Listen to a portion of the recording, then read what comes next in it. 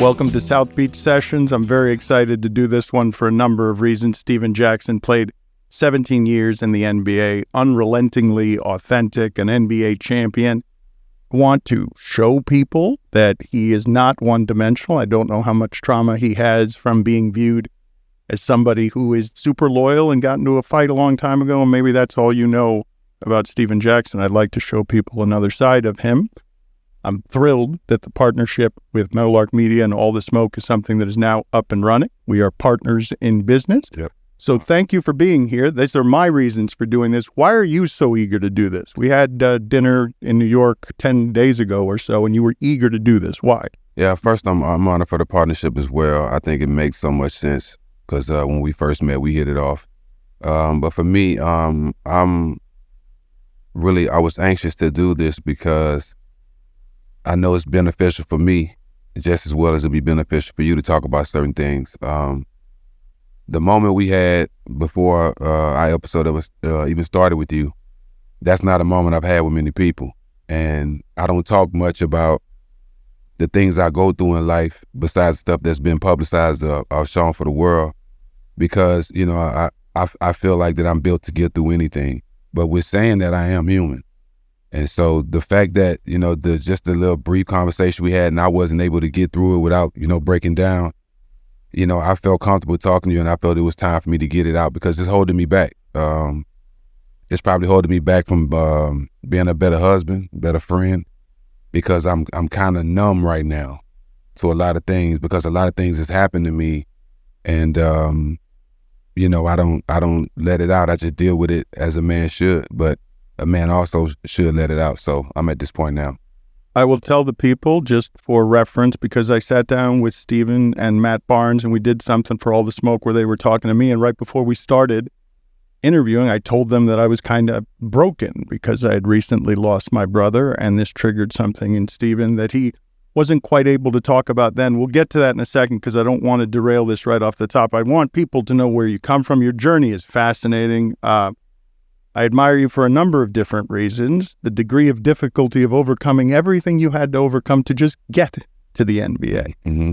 17 years spent in so many different environments in the NBA. Tim Duncan calling you the ultimate teammate because you fit with so many egos. You've figured out a way to get into that environment and be yourself all the time and be respected by others. And now you start a media career with, you know, after that part of your life is over. Let's go to Port Arthur, though. You've called that a hellhole before, but it's your home. What are the details? What are the landmarks about how you were imprinted very early in Port Arthur? I love my hometown. I think the reason why I'm here today is because what was instilled in me as a youngster, survival and family and love. I think that's what I was taught the most. My city was, when I was growing up, it was 8 sets of low-income housing, 2 high schools, 1 grocery store, and about 50 to 60,000 people. I grew up on the west side, and everybody's doing the same thing. Everybody knows everybody. Everybody's selling drugs or trying to figure out a way out of Port Arthur without working at a refinery. Everybody has refinery jobs. I grew up, my mom wouldn't let me talking about it too much in my interviews, but we had to move from Houston to Port Arthur, Texas when I was 5 because of the living circumstances there. You know, that situation that a man was putting her in with me and my older sister at the time. So I ended up to Port Arthur where my family was, my grandmother, aunts, uncles, everywhere. And that's when I started feeling loved. I started seeing what a real man looks like with my uncles and my grandfather. You know, I understood the role of a man now instead of what was going on in Houston. So Port Arthur was just a place where the city protected me. I wasn't a person out there just selling drugs, but I was with the drug dealers 24/7. I was the guy that was shooting people and doing drive-bys, but I was with them 24/7. And my city will tell you that all the guys that, you know, that had made it out, that's been in jail and came out, they all got love for me because I'm not the guy that was, you know, trying to be something I'm not. That was just my environment. You know, I had no other place to go. And I kind of gravitated to basketball. The only reason I gravitated to basketball was because my uncles played.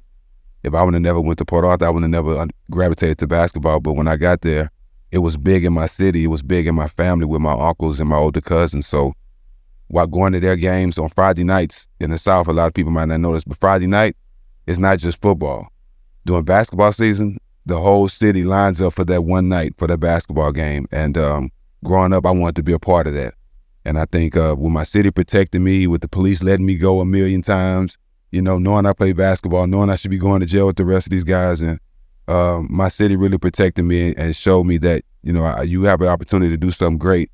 You tried to mess it up 20 times, but, you know, we believe in you. And my city was a hellhole, but I owe everything to them, because the man I am today, the stand-up guy I am today, being loyal to a fault, is because of the things that I was willing to do for my friends growing up, put myself in positions just to help them when it wasn't benefiting me at all.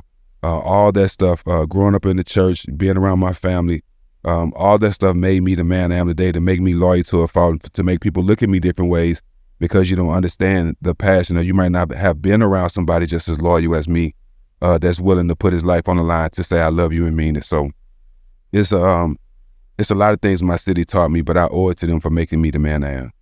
Your mother, can you take me through the details of what you remember from childhood on how much it took for her to try and keep it together for you?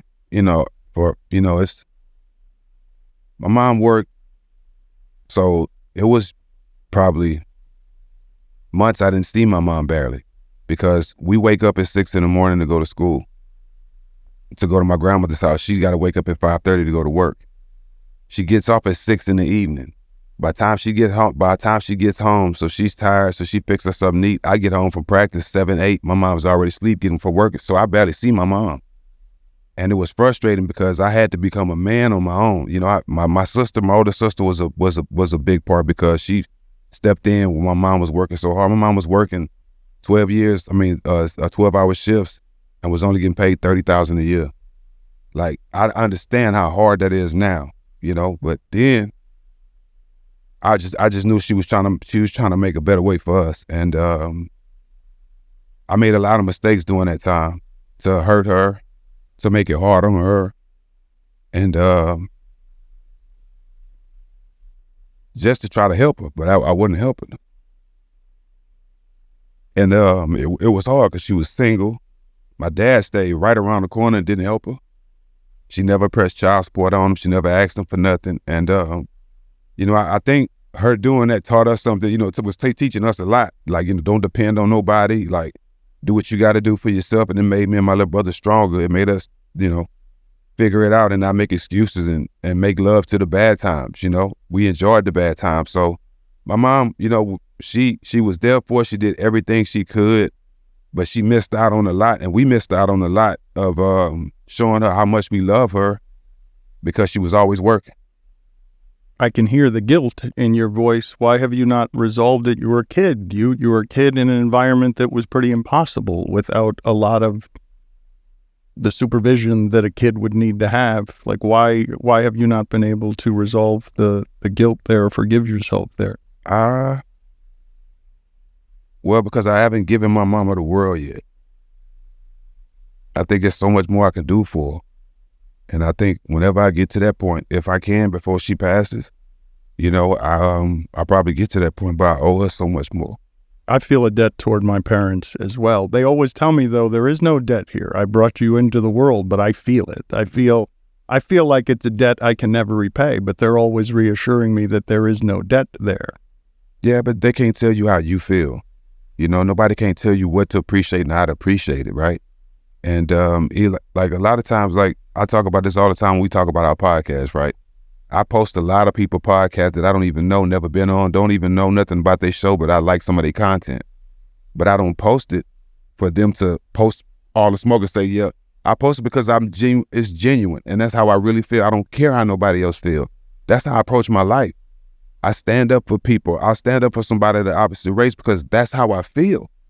And I'm going and I know people's opinion is not my reality. And I live that way. So I'm going to continue to love hard. I'm going to continue to hold myself accountable. And if I feel passionate about something or someone, I want them to know that. I don't want a time to go by or somebody who I really care about it and dedicate my time and my hard work to to make sure they have a better life. I want them to know I'm doing this, because a lot of people, you don't have a lot of people that come across in your life that actually genuinely living for you. You know what I mean? I'm just a lot of people that I'm living for, and I'm honest to say that. You say loyalty to a fault. I associate you with loyalty, obviously. Where did that start? What, are there landmarks for you on how you became so fiercely loyal? Yeah, well, growing up in my neighborhood, it's the first thing you taught: one fight, we all fight, and we'll deal with the consequences later.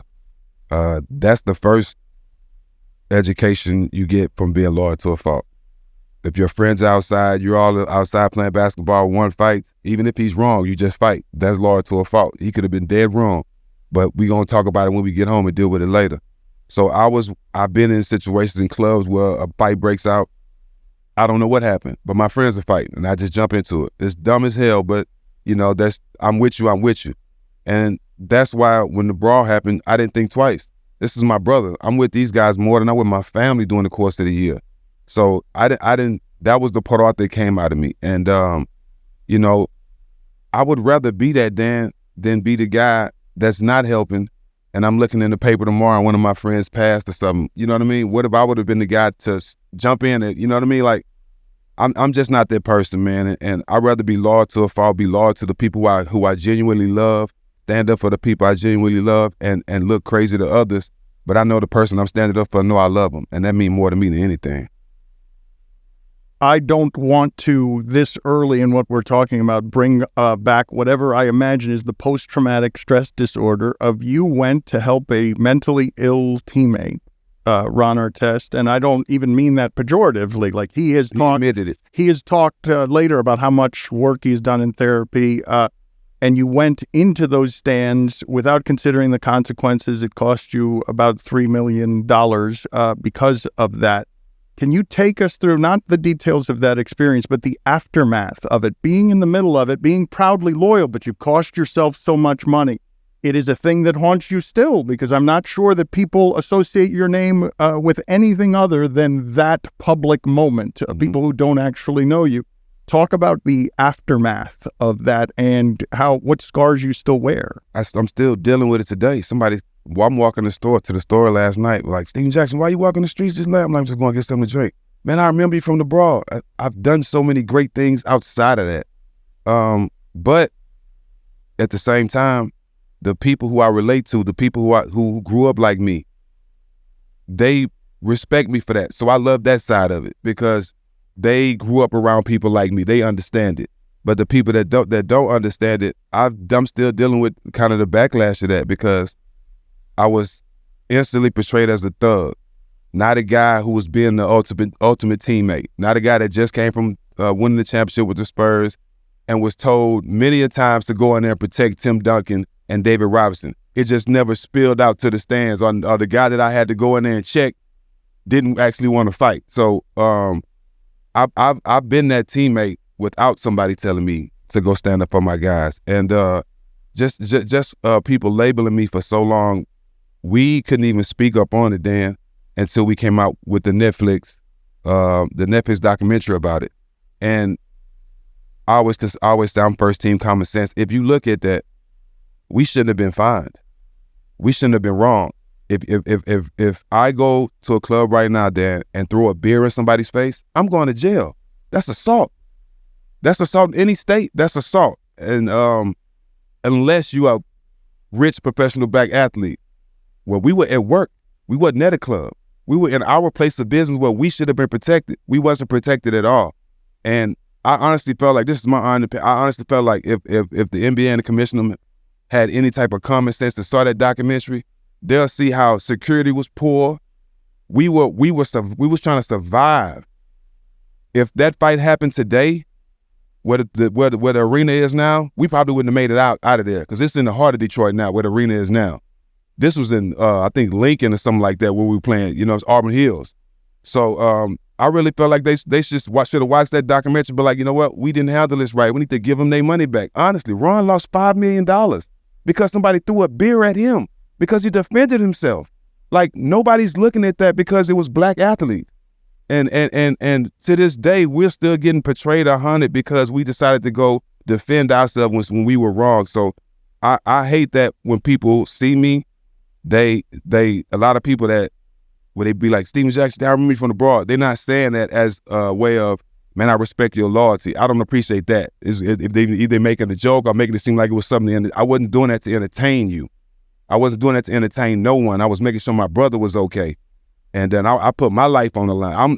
My whole legs was bleeding from hopping over bleachers. I was all scratched up. I put my life on the line for my team, and I'll do it again. I'll do it for you right now, Dan. And we're not thinking nothing about it. But a lot of people wouldn't understand that, and dealing with that today with so many great things that I've done. At times, those people say that don't mean it in a respectful way. It does bother me because I'm so much more than that. I don't think we interviewed anyone more than you on Highly Questionable. And one of the stories you told, I think it was the first time you were ever on with us about loyalty, was being at the center of a raid in a home of a friend of yours that you were not participating in, but you went in and you had an amount of drugs on you in order to help your friend. And then a police officer came over, and you were very fortunate that they didn't search you, because you would have, how old were you at that age? I was around 16, 17, 18, somewhere around there. Did you find yourself in a lot of situations like that, where you were this close from losing your freedom or losing your life? So now think about that. The feds in my friend's house, and like I told you, I wasn't doing these things, but I couldn't help but be with the guys, because that's everything around me. And this guy actually took care of me. Like, when my older brother was killed, he was one of the close friends of my older brother. And so he basically took me under his wing, bought me shoes, made sure I was fly, because, like, I really didn't have nothing. And they were in his house, and, it was 9 hard ounces of cocaine in his house, and everybody in my city knows his story. And he wanted me to go get it out. And I love this guy, like the things he was doing for me, man. Like, he was basically saving my life, even if he was giving me $300, like I can go get a brand new pair of shoes. I know how hard my mama working, you know what I'm saying? She buying me a pair of shoes, but I got to wear that pair of shoes all year. You know what I'm saying? So the things he was doing for me, it meant something to me, and I seen he cared about me. So I went in there and got it out the house while they were in there. He came out and gave me his card, and like, I know you, because they used to escort our buses to basketball games, so they knew who I was, but they knew I hung around him. So he just came outside and gave me his card and told me to make sure John called him. And if I can do that, the broad was nothing. You see what I'm saying? This is where I come from. And it was the dumbest thing ever. I would say that to anybody that's listening. That was the dumbest thing ever to do. I would never do that again. But I didn't know where my life was going. I was living for the day, Dan. I was trying to, the money he gave me for that lasted me and my family a long time. I was able to do some things for my friends, my little brother, my sister, like, it helped me out at the time. And without knowing the consequences, it could have ruined my whole life. But that's just the things the people that I was around and the loyalty I was taught. I'll do anything for people that care about me. And that situation, what I'm saying, it should show the type of person I am. But also, I'm willing to teach through that moment, because I'm pretty sure I'm not going to be the only person that's put in a position where your loyalty or your life is at jeopardy. And I can't lie to you, Dan. If I knew I was going to the NBA and he called me, I wouldn't do it now. I wouldn't have done that now. What were your early teens like? It was basically you only whatever you see is what you know. Small then. Small. Well, I don't see nothing outside of Port Arthur.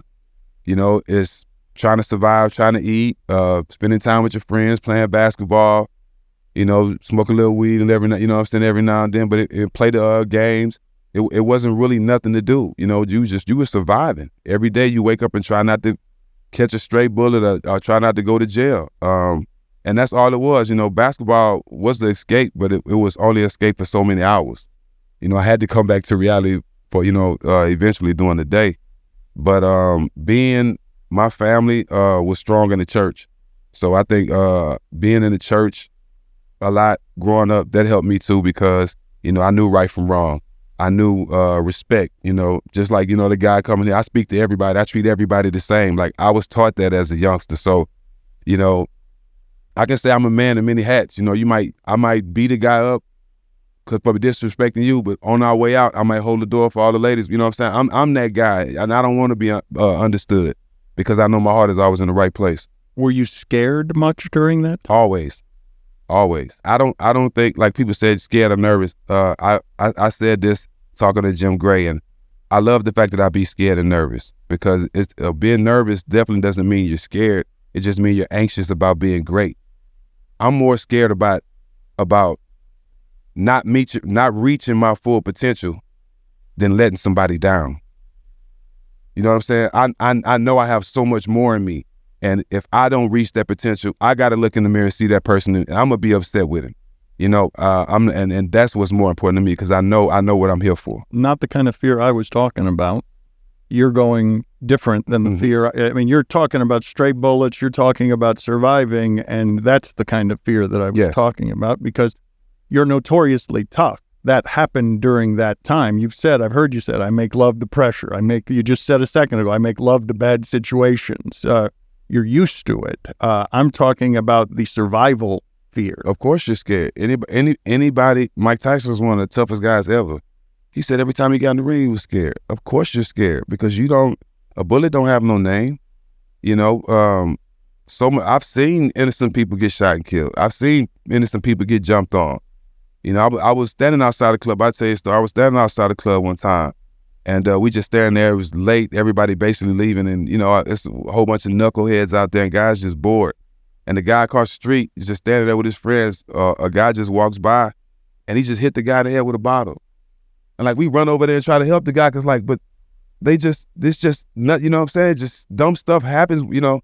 And, like, I felt bad for the guy, you know what I'm saying? Because, like, he just walking home, and, like, these thugs, idiots, just ain't got nothing to do. He just hit the guy in the head. Like, so things could happen at any second without your control in an environment like that. And a lot of people don't understand. People that grow up like me, when we make it out, that's why we stick our chests out. That's why we like diamonds and nice things. You might not understand this, but you don't understand what we made it out of. You know, we were told so many times growing up that you won't be successful, that you can't do this. Everybody gonna be working at the refinery. You'll never be a millionaire. Like you was told you couldn't, and you wouldn't be so many times, even from people you love growing up. So when we make it out that situation, then we stick our chest out, because we feel like we made it through hell. You know what I'm saying? And we feel like we deserve every life or everything that everybody else has had. You know what I mean? But everybody don't get that opportunity. I got a great opportunity. I was blessed. I don't want to go to another subject there, but I was blessed to have a 16-year-old Jewish kid with balls to pull up in my hometown to give me an opportunity. That's when my life changed. And so I said, we don't get the opportunities. Everybody don't get that. So I was blessed to have that. Well, tell me about that, though. Because we've got plenty of time here, and I'm promising you and the audience that we're going to get to the subject matter that you're here for. I just don't want to derail everything, because it's terrain that can be complicated for both of us. But tell me about the 16-year-old Jewish boy that changed your life. Well, this is someone who I love just more than anybody on this earth. You know, that's why I laugh at the Semitic stuff, because you wouldn't know nothing about me then. Man, you wouldn't be sitting here if it wasn't for Josh Pastner. No one in the world would know me.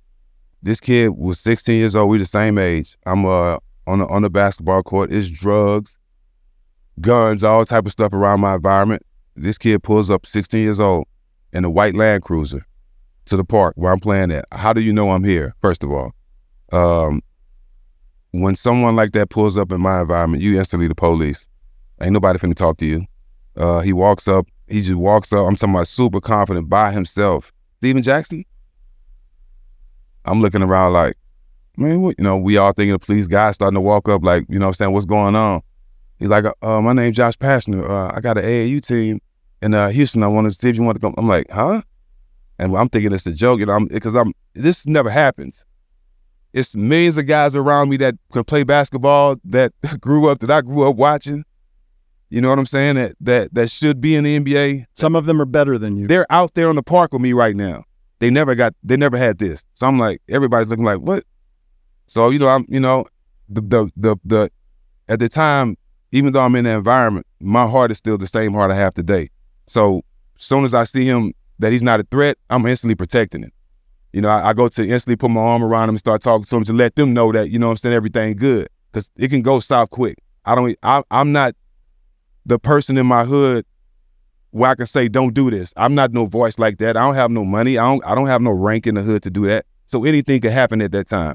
But they have the respect of me knowing that I'm the next thing to come out of my hometown. And you're looking at him and saying, you don't know the danger you've just walked into. I'm gonna tell him. I'm about to get into that to him, but I'm about to let him know all that. But at the same time, I'm still in awe of what he's saying. You know, I'm like, I've never heard nothing like this before. So it's out of the movies. It's blowing my mind, but at the same time, I'm trying to protect him. He gets to explaining who he is, where he lives. Josh Pastner. I have a team called Houston Hoops in Houston.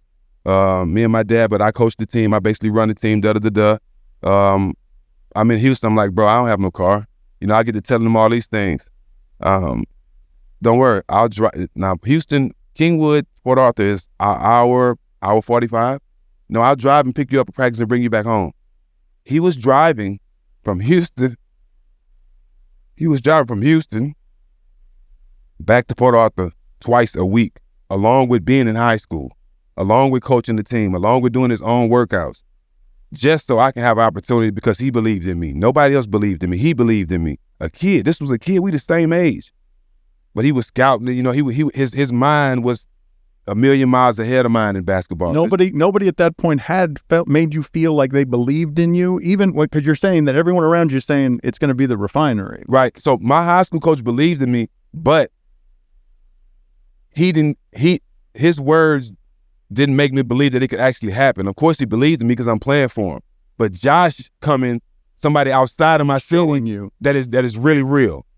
But we had the conversation, and he was coming picking me up twice a week, driving back and forth.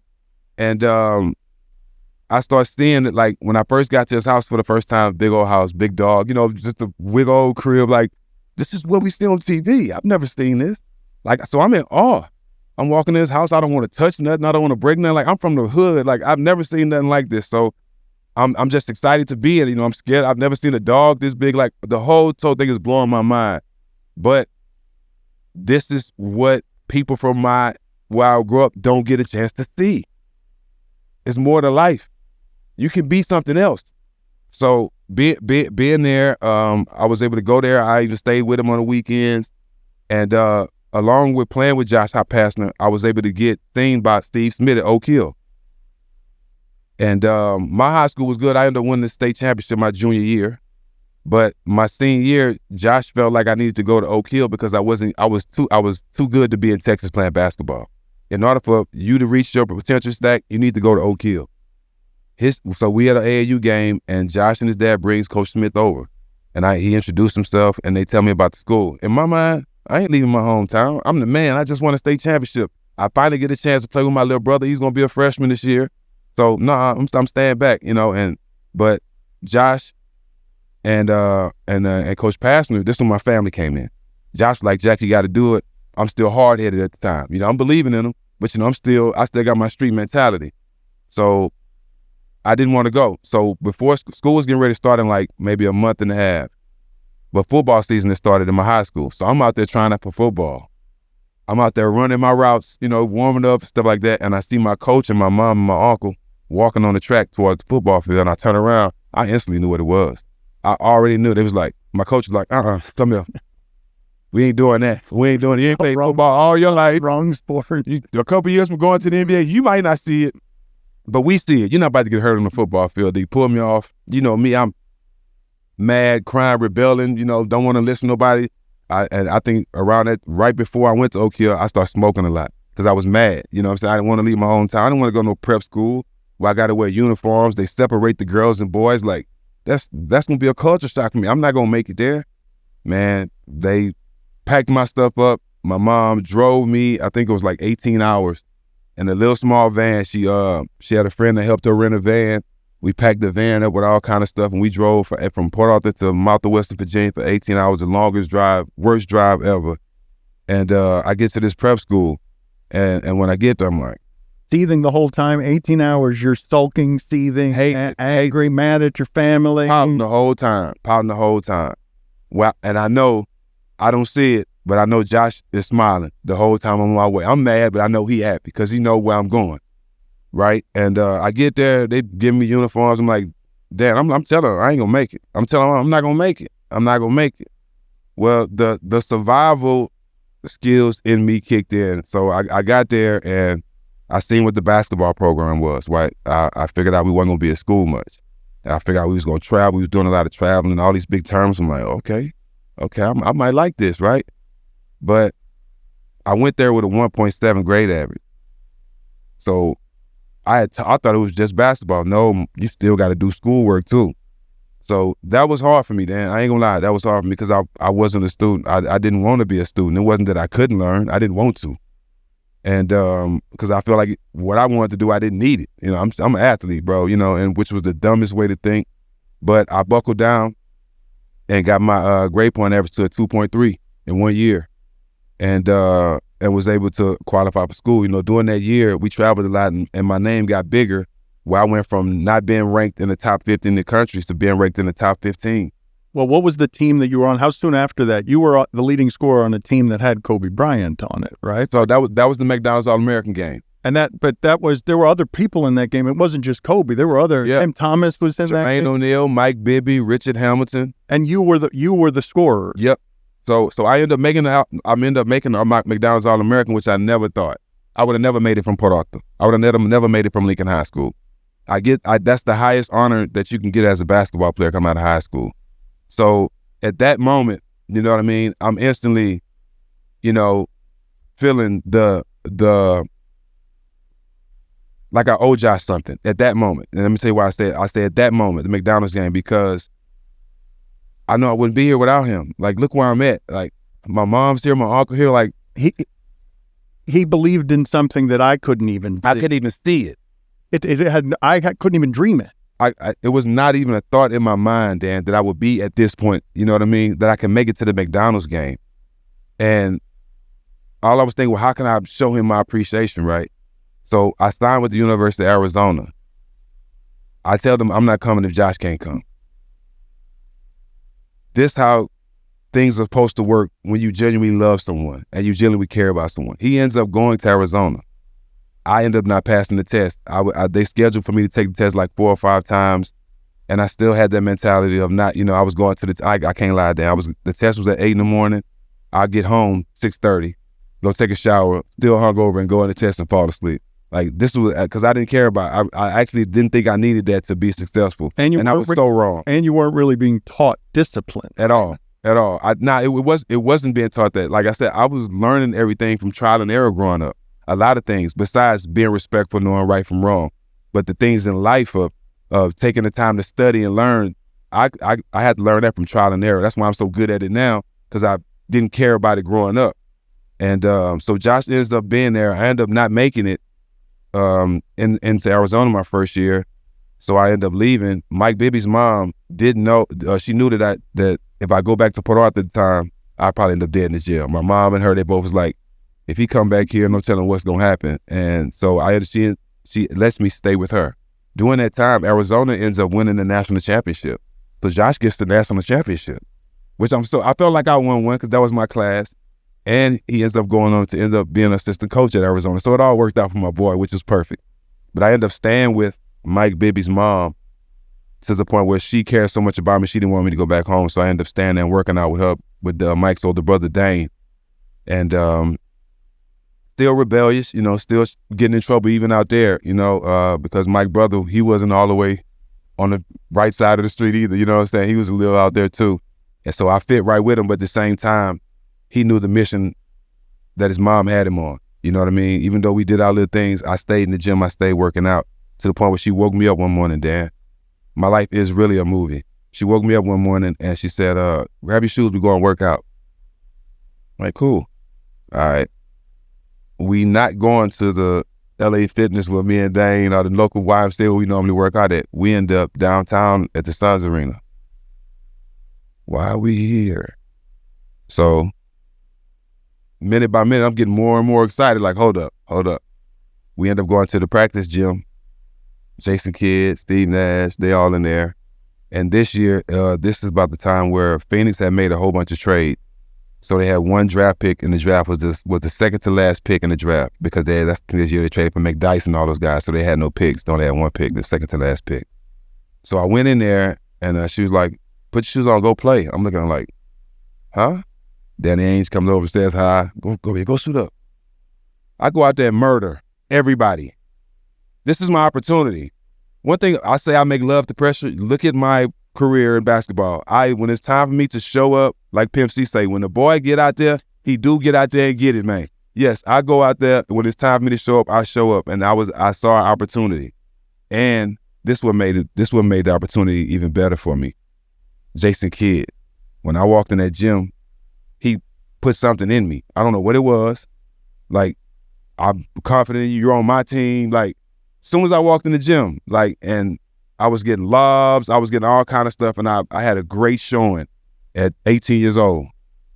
And I ended up getting drafted by the Suns, but I ended up getting cut. They guaranteed me $250,000, but I didn't have a spot on the roster, so I ended up going to the CBA. You spent all that money in the mall, didn't you? So my first check, they gave me a $25,000 check, and like I said, I've come from nothing, and I was anxious about doing something, for me and my friend. Like, I just wanted to do something. I knew more money was coming, but I didn't know at the time what I was doing is so asinine. I get the check, right? As soon as I get it, I go to the bank and try to cash it, not knowing it's like back then when they put a check for that much, it's like a hold or something, like a couple day hold. So I go to the bank, I'm mad. I'm like, no, man, you can't tell me, this is my money. Like, I'm not understanding. So I'm damn about to go to jail trying to get my check cashed. Because they tell me, man, there's no such thing as a hold. My name is Steve. I put da-da-da-da. They didn't want to hear none of that. None of that worked? At the bank, my name is... Nothing. Yeah, okay, I see your check, I see your ID, but you still going to wait till this check clear. So we just sitting at home the next few days biting our nails off. We got money. Checking the account. Me, Mike Bibby, my little brother, and Mike Bibby's sister, Chelsea. Wake up one morning. It hit. Wake everybody up. Go to the bank. Take all of it out there. 25 cash. Take it all out. Yeah. Around this time, Air Max, Jabos, Polos, all that type of stuff was in. Left the mall with me, Mike, and my brother and his sister. Left about 2,500 left. Every Air Max, every Jabot, every piece of clothes we ever dreamed of, we bought. Got home. Mike's mom relayed the message to my mom. It was a long time after that before I seen another check. So I held on to that $2,500. That had to last for a while. I didn't see a check for a long time after that. Mom shut it down. She shut it down. Shut it down. Now I got financial advisors, all kinds of stuff. No, we're not doing this right now. You still ghetto. Maybe this answer is self-evident, but when I ask you, why were you getting in so much trouble? Why were you not knowing any better? You can look back as an adult, but you're saying I had to do all that stuff to fail to learn where it is that I wasn't smart. Yeah, trial and error, but also either I stay in the house, as soon as you go outside, you're into some type of situation.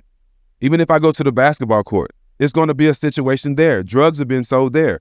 If I go to my friend to hang out with my friends on the other side of town, I might be caught up in the beef. You know what I'm saying? So it was basically hard to escape the trouble.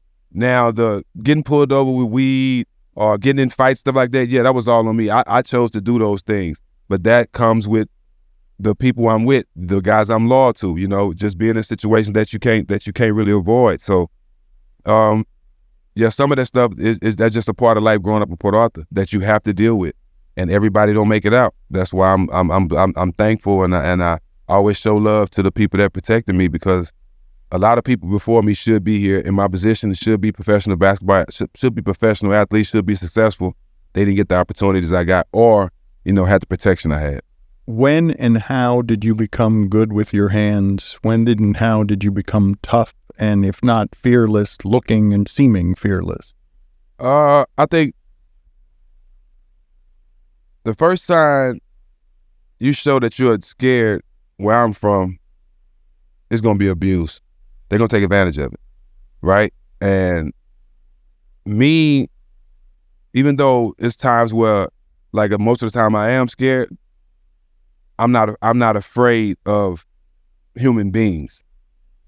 I'm afraid of what could happen. I could die. I get knocked out, but I feel the same. I feel I have the same skills to hurt you as you hurt me.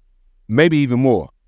So I've never been afraid of a human being, and that just come from a kid. Like I'm willing to. As a kid, I got in fights, and I remember my cousin took my ice cream when I was a kid, and I turned and punched him. It's a picture when he took it. It's still a picture that my mama got with him taking my ice cream, and I punched him. I just never been scared of anything. You know what I'm saying? I think I was taught as a youngster, don't fear anything but God. I'm hearing that as a kid. That's all. I'm not even scared of whippings. I'm scared at the time, but I go in a room, that wasn't nothing. I'll cry, but that wasn't nothing. You know what I'm saying? But like, that's just was instilled in me that I can't really tell you where I came from. Maybe it comes from my hometown. Maybe it comes from, my father, or just what's instilled in me. But I can't really put, because I'm never the type to make up anything. So I can't tell you where it come from. I think it was just instilled in me, and to this day, like, that's why I'm willing to take up for people. I've never been afraid of another human being, regardless of what they said, what they look like. And I don't think that's taught. You got to be in you, not on you. We grew up very differently when you talk about the photograph with the ice cream, because some of the earliest photos are of my little brother with a stick and me with an eye patch, because he was the rebellious one, and he was the one who was always getting in trouble. Where and how did you learn how to love? Because you love hard. Mm-hmm. Well, that's a good question. So a couple situations. So losing a lot of people growing up helped me love hard, and because I felt like certain situations, like when my older brother getting killed, I felt like I was not too far away, and if I was with him, it wouldn't have happened. I love hard because I've seen the sacrifices that a woman can make for their children. You can't show love no harder than that. Putting your health on the line, just not everything that you wish you had in life, or the things you want to do, you putting all that behind, and basically going to a place where chemicals are basically killing you every day. It ain't no secret the chemicals that they're refining are killing the workers, especially my mom was working there. And just seeing that, like, there's no love harder than that. And my grandmother, waking up every morning, there's 13 grandkids in the house. 9 to 13 grandkids in the house, and she got to feed them all breakfast and get them ready for school. None of them her kids. Seeing her do this every day with no reward for it, like, that's loving hard. So I've seen it firsthand. And growing up. So for me, that's one of those things too, is it got to be in you, not on you. I seen it. I wasn't taught it. I seen it. It risks the greatest loss, right? To love like that is the pain that I still have in me. The harder you love, the more that it hurts. We will talk about the recent loss of your little brother, but I figured that your loyalty came from a regret I've heard you articulate a number of times, which is your older brother, beaten to death with bottles and pipes, right? I got a funny story, so I got an updated story about it. So this is how real I am. I'm still connected. I still talk to a lot of my friends from hometown, friends that's been in and out of jail, and the situation happened the way exactly where I said happened. But a friend of mine actually talked to some of the guys that was involved, and they wanted it to get back to me because they respect me, they appreciate the person I've become. How I made it out the hood, how I still show love and take care of my city. And they wanted me to know that it didn't go down like I was told. The fight happened. They jumped him and all that, but the bottles and pipes didn't happen. They say when they jumped on him, when they hit him and he fell down, he hit his head on the curb, and that's how his head split open. Knowing those guys, what they did was totally wrong. Some of those guys did their time, but I respect them for relaying that through somebody who I love. And I believe it. Because they didn't have to do that. They did their time. It didn't happen. So that feels better to know, but it still don't make it better. He's still not here. So just not being there when I'm about 5 minutes away, I'm probably not even 5 minutes away at my friend's house on the 3200 block, not even knowing what's going on. And it's just, going to the hospital. I didn't want to go see him, when it first happened. I gave it some time. And my dad kept telling me to come over there. This is not my mom's son, this is my dad's oldest son. And but I lived with my dad for a little while, and I admired my brother. And I'm gonna be honest with you, I admired him for all the wrong stuff, right? They'll tell you in my hometown, there's songs and stories about my old brother. He terrorized the city. You know, he did a lot. He was a real gangster, and a lot of people didn't mess with me because of him. You know what I'm saying? To be honest, because he was, you know, he really lived that life. But I say that to say, I didn't want to go to the hospital because I didn't want to see him like that. You know, that was my protector. I was learning stuff from him. I had to go see him. So he had like 18 staples or something in his head. And when I went in the hospital, you know, nobody got no emotion. He was brain dead already. He was basically, you know, just a vegetable at the point. And I go in the hospital and I kiss him on his forehead and a teardrop out his eye. No emotion up until that point, and a teardrop out his eye. Because I knew he wanted to say something to me. And for me, I took it as, don't do nothing stupid, bro. Don't go do nothing stupid. You know what I'm saying? And I knew he couldn't say me. I knew I wouldn't, you know, but I knew that's what he was trying to say to me now. And he died shortly after. Like, I mean, hours after. He died hours after. And that bothered me, you know, because, like I said, I know I could have changed it if I could have been there. Maybe not. Maybe we both would have been dead. Who knows? You know, but just losing him at a young age when I was at the point, you know, where maybe I could change, you know what I'm saying? I was thinking, you know, maybe something can happen for me, or I don't know. I just felt like it was going to be different. You know, I feel like he should be, like, even right now, being here, doing this interview with you, with all the success we're having with all the show, I still feel both of my brothers should be in there right now. You were about 14 years? About 15, 16. How did the new information reopen wounds for you? Like to learn that it wasn't, because you were probably imagining, right? You're imagining I wasn't there to protect him from pipes and bottle. Yeah, and really, I you know, the person he was, I felt like nobody out there can protect him from that. But it didn't open. It gave me a little relief, knowing that he didn't. You know what I'm saying? He still suffered, but knowing that they didn't do that to him, knowing that they, you know, kept a code to it. You know what I'm saying? It was just a fight and it ended that way. You know, I respect that even more.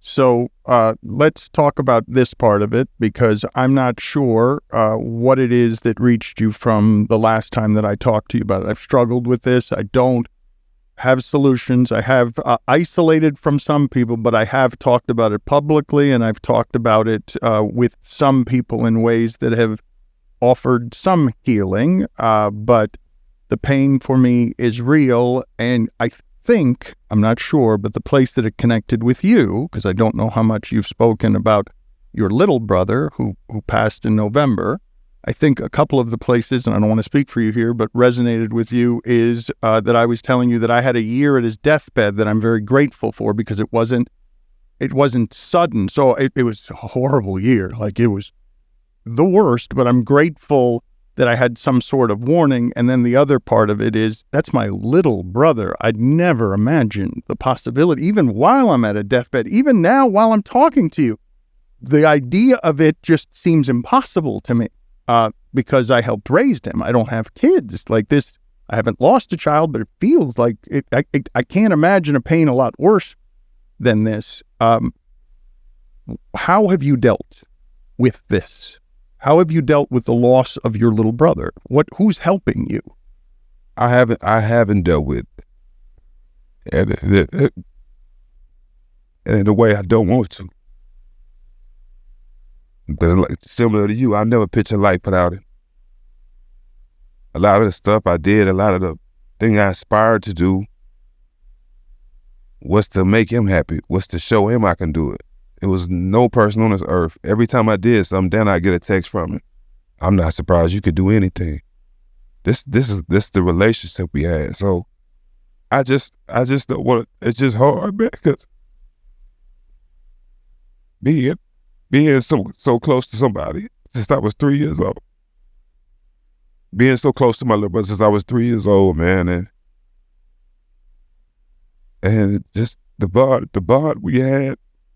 The pressure that was on him, being my little brother, you know, with him playing basketball and growing up, you know, I think for me, the way we felt about each other was so mutual, because he appreciated the things and the man I was to be there for our family and to change our life and the willingness to work hard and put myself through whatever for a better living for us. But he also understood that I admired him. I wanted to be him. My little brother did everything the way I wanted to. My little brother didn't have baby mamas all over the place like I did, like I do. He didn't have kids all over the place like I did. My brother married his high school sweetheart, had 3 kids, was raising his kids, was working, was doing everything that I wanted to do. But I wasn't mentally strong as him, so my brother was the glue to my family. So I was able to travel and go around the world and do things and be successful while he was holding the family down. You know, anything that my mama needed or my sister needed or even my kids that was in the area needed, he was there for. So he was the glue to my family. And not having him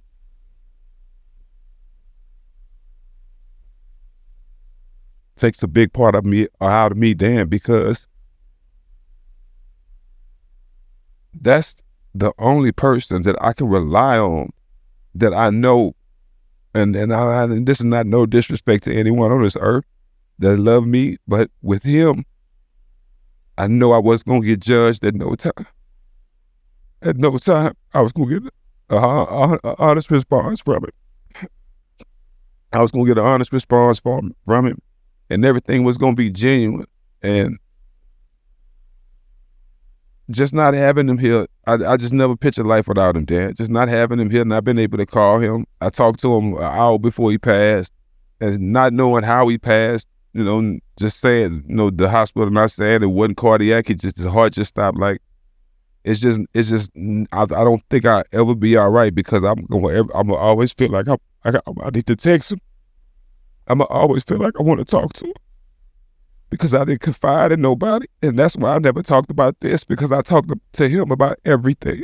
Children, relationships, I talked to him about everything. And he was the closest person to me. And a lot of the things I did,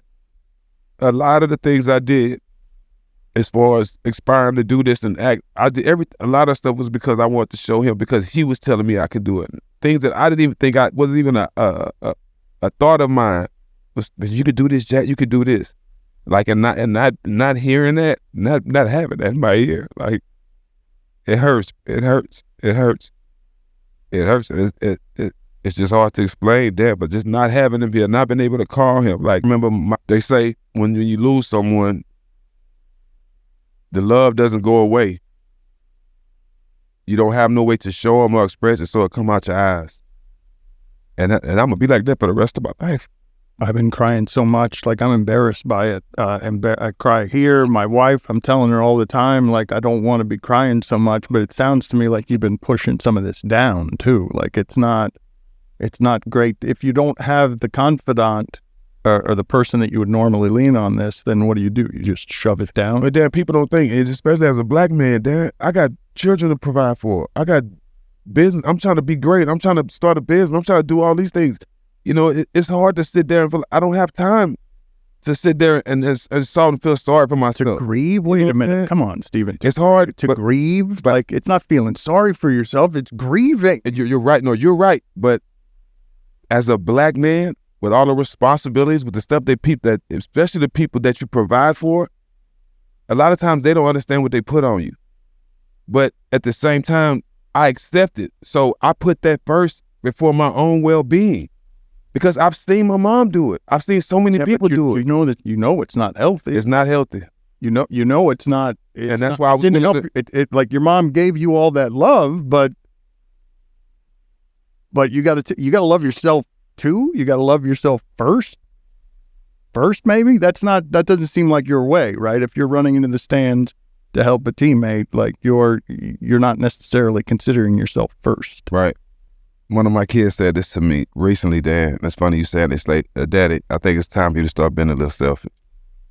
And this is coming from one of my kids, because she know what I've been through with my other kids' moms and, you know, relationships with kids and family and life, you know, to my oldest daughter. And that hit me.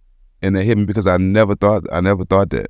I've never thought about being selfish. I never thought about putting me first, because I think the reason why I go so hard is because I'm responsible for other people. And maybe that's it's hurting me too at the same time. I got to think about that, Dan. It hurts happiness, right? Like I've heard enough therapists talk about the idea that, and it's that you would love hard. Like I said, you got to love yourself first in order to love everyone else correctly. Like you can't, if you're avoiding the things that you need to take care of yourself, you're going to be less happy in ways that you may not even realize day to day. Yeah. Yeah.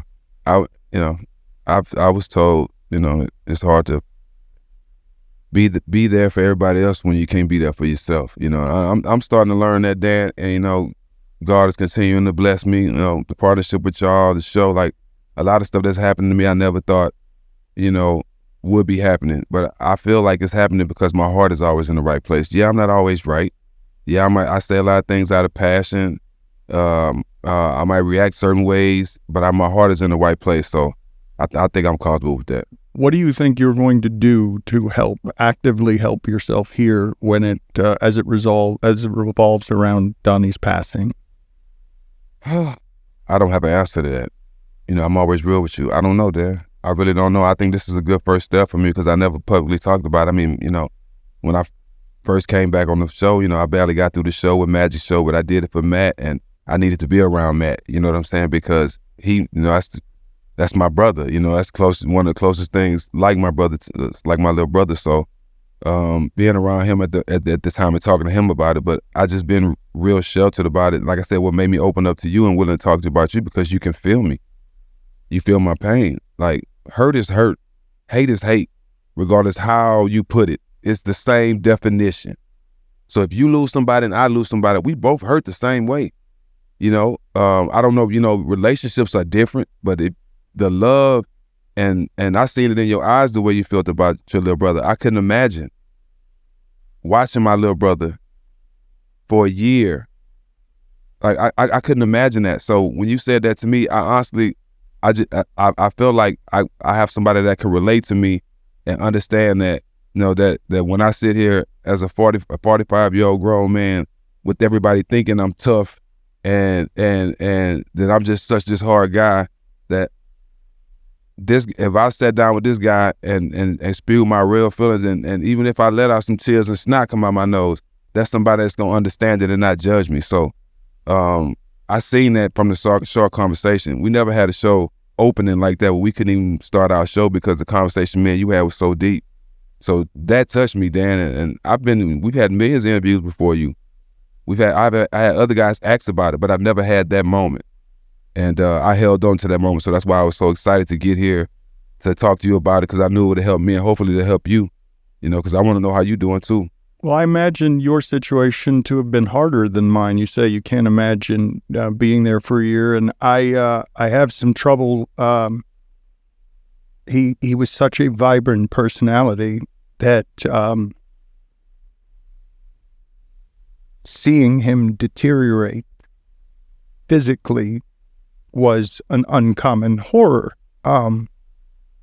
But you lost your brother in a car accident, and he might have had cardiac arrest before the car accident, and then it's gone with no warning. You can't say any of the things that you want to say. You can't, he knew you loved him, but I got a chance to say all the things. Your situation seems to me to have something that could have more guilt in it, guilt being one of the stages of grief, just because you were denied the opportunity to say all the things so that goodbye would feel more complete, less shocking, even though it's still shocking. I prefer my set of circumstances because even though I was only at the end physically getting half of him, the lower half of his body just wasn't functioning anymore. I got half of him. And it was better than whatever I think. I don't know. I don't mean to speak for you, but yours seems harder. Well, Dan, I would say this. I don't think there's nothing that I could have said to him that'll make me feel good about not having him here. Nothing. So if I would have got that time with him, yeah, I would have appreciated it. But I want him here, Dan. I want him here right now. And I would never get past that. I've done so much stuff where if I passed, in my mind, Stak, you God blessed you many times. You got hit by a car, you should have died that night. Like other incidents, a house gets shot up, I'm standing right there, 2 people get shot, and I'm the only one that don't get shot. Like, I have so many situations where it should have been me. Not the most purest thing in my life, not the most perfect person in my life. And that's what I don't understand. So I'll never get to that point. I don't think because I'm gonna always have a moment where I'm gonna look to my left and right. I'm gonna always have a moment where I pick up my phone. I pick up my phone, he's on my phone. It's gonna always be that moment where it's gonna be something new that I wanna say to him. So I don't think I'll ever get to that point, ever. I didn't even know how much I loved my brother until he was in that bed and I wished it was me.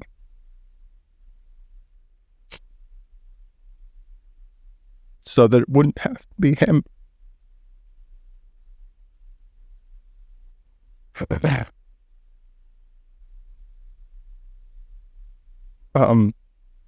You do realize though, right? I hope you realize, like, I am so grateful for having known that I can love like that. Like, that's why it hurts the way that it does. Otherwise it wouldn't hurt like this. I am so grateful, as I imagine you are, because you sound like you admired him on top of everything else. Never mind loving him. It sounds like you thought in many ways he was better than you, as I often thought my brother was more courageous than I was. What is his name? What I have his name under? He's the second picture. Yeah, my inspiration. My whole life, I didn't have him in my phone as his name. That's my inspiration. He still inspires me today. You know, he inspired me more, even more than he's grown up, because I want to be there for his sons. I know the father he was. I know what he wanted for his son. So, it's just what he meant to me was more than just a physical being. You know what I'm saying? He was more than that to me. And if I hope people everybody's ever experienced a relationship or love like that with someone in their lifetime. And with me saying that my mom and my sister know how me and my little brother was. And they know I will never be the same. I will never be the same. And yet you've had more experience than I have with death. I don't know if somebody gets better at that. I don't know if you have any better coping mechanisms, if you have any advice that you can impart on me, because like I said, not only have I been isolating for many months, the people I went through this with, his best friend and his wife, I haven't even spent many times with them because I just can't rummage around in this bin too much. It hurts so much that I can only take it in doses. You kind of get to the point where I've been through so much. So about 7-8 years ago, my mom's mom died. My grandmother dies, who raised me. 2 months later, my dad's mom died. On the morning of my dad found out his mom died. My dad took some stuff that instantly made him brain dead. So he finds out she dies. On the morning of her funeral, my dad dies. 2 months before my little brother died, we talking about my little sister dies. So it's like, it's not to the point where I'm numb. I run from it a lot, Dan. I can't lie. I run from it a lot. But I get caught up, and I think this is good for me. Even though, a lot of my life has been hurt, I'm blessed, Dan. I'm grateful. I know a lot of people that should be here that's not, because they didn't make the right decisions. I know a lot of people that should be here, they just didn't get the opportunity. So with me dealing with all the stuff I got, the loss and everything that I've done with the right and wrong, I stay thankful, and I always look at the positive side and knowing where it could be a lot worse. And I know somebody else out here, somewhere, got it way worse than me that's not complaining. So I deal with it. It hurt. I'm human. I got my ups and downs. I go into my, I'm a homebody now, so I stay home a lot. I cry a lot at home. But I get through it because I know it's somebody that got it worse. Well, but you say you deal with it, but it sounds like you're doing some classic avoidance, not dealing with it. You say running away from it. Deal with it how I know how, which might not be the right way. Well, I'm asking you this, though. Have you considered the possibility of running toward it? Have you considered not running away from it, that running toward pain might have some growth and healing on the other side of it? Because it doesn't sound necessarily like running away from it. Your loss, my loss is more recent than yours. Your loss seems like it feels the same to you that it felt to Hurts just as much, and it was longer ago. It was more than a year ago, and the pain is still real. Have you considered another path toward? Well, this is a big step for me to be talking about it like this. I've never been the guy that felt like I wanted to go to talk to a therapist, because my question was always who they go to with their problems. Right? Like, who does the therapist talk to with their problems? So I never thought of that. I've always felt like I like stuff to happen organically, like now, like it happened on our show that brought me here. Like I like, and I know God is going to put me in a situation for me to be better every day of my life. And I knew it was going to be a situation where it come out. I didn't know how. I didn't know we was going to have that conversation. But this is a step ahead, and I'm a real organic, let things happen guy. I don't force nothing, and this was the time for me to start it. And wherever it goes from here, I'm open to it. Because when I say avoidance, I don't avoid it with anybody. Like, my wife has taught me, and I want to talk, as you mentioned, some of your relationship stuff. I want to talk about how love feels like with a partner, because sitting with you guys, and I don't think the interview is aired with on All the Smoke yet that we did, but I did say to you guys, because we were talking about, you asked me about love, and I told you something about my wife, and Matt said, behind every good man there is a good woman. And I'm like, no, man, she's not behind me. She's out in front of me. Like, she opens doors and lights swing open, because she's changed my worldview, my perspective. She's taught me she's taught me how to love better, how to love harder, because I'm willing to make some of the changes that I have to make here. So I have someone I'm confiding in. I have someone who sees me sobbing at breakfast and saying I'm broken and I don't feel alone. You lost that, the person who would have been that for you. And so I would suggest to you, if it's not too forward, that you need some tools. You can wait for the universe to bring them to you, but you're also pretty willful when you decide that you want something. Right. And so if you want, there are tools here with grief managers or people that you trust, or just maybe people who have experienced this, so that at least you can be less alone with it. Because when I tell you I'm isolating, I am isolating, but there are a couple of places where I'm putting it. I am not alone with it. Yeah. And yeah, I don't really, well, my wife will tell you, I don't talk to her. She'll hear me crying and lashing out and just come check on me. Like, I don't, because, like, I feel like I'm just wired. Like, I don't want to put my problems on nobody. Then. Oh yeah, but you know what I mean? Yeah, that's it might not be right, but that's just how I am. Like, then I'll lose it all the day and won't nobody know, because in my mind I can get it back. I don't need to call nobody. And, you know what I'm saying? Like, that's just how I am, and it might not be realistic to a lot of people. It's not real vulnerable. It's not. Yeah. I think one of the great trusts you can give somebody, your wife, anybody, is your real vulnerability. But I understand the impulse, especially the way you've been. My wife said it all the time, Dan. She said, she said it all the time, and she is right. I don't open up to my wife as much as I should, because I feel like, I'm the protector and provider. I gotta, I don't have time to bitch and moan or cry. You know what I'm saying? That's why I do it in my own time, and just to get it out, so I can continue to do what I need to do. You know what I mean? But she does say that a lot.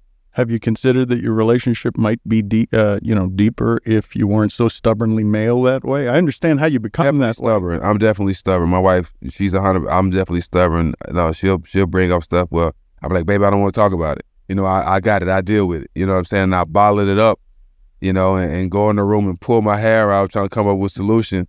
I just don't want to put that pressure on her. But I know, her being my partner, she don't feel like I'm putting pressure on her. She feel like we're a team, which we are. And I do, I'm so honored to say that I do need to open up to her on that side of it. Let them love you.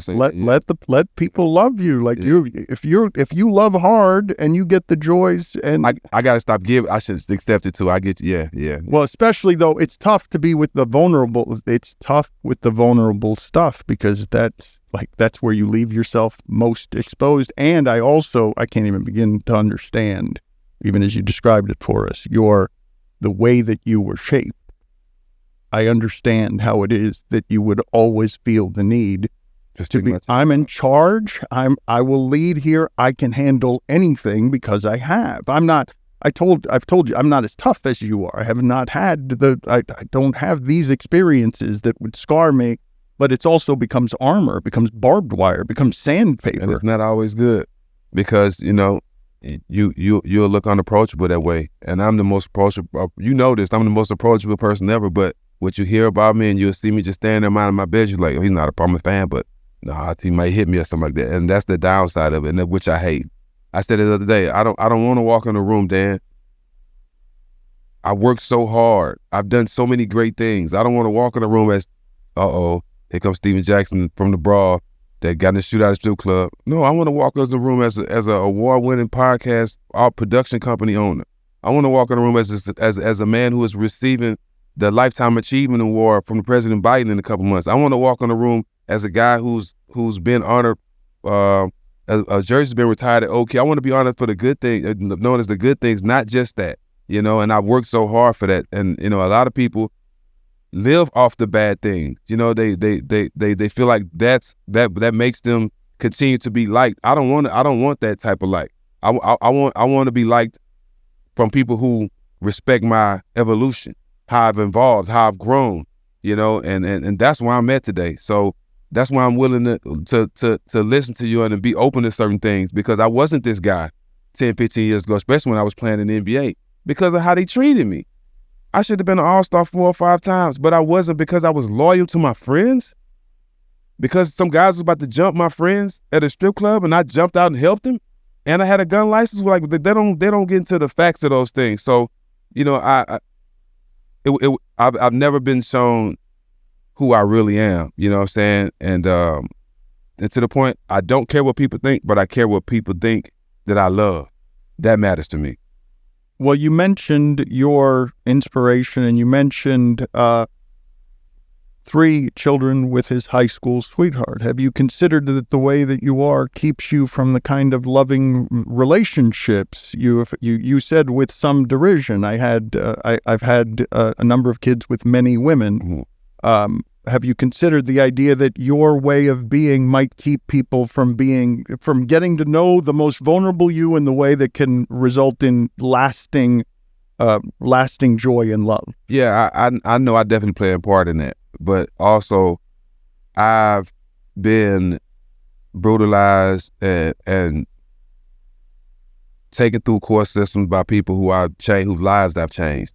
So to see that you have women who would have never seen $1 million in their life without your hard work, or their lives completely being changed for the rest of their lives of your hard work, and they want to put you in jail. Like, people that I gave, it's the most too. 30% of my NBA contract when I was playing was going to court and child support, right? And these were people that I did the most for that's trying to ruin me. So, yeah, that I'm scarred. I'm definitely scarred. My wife tells me that all the time.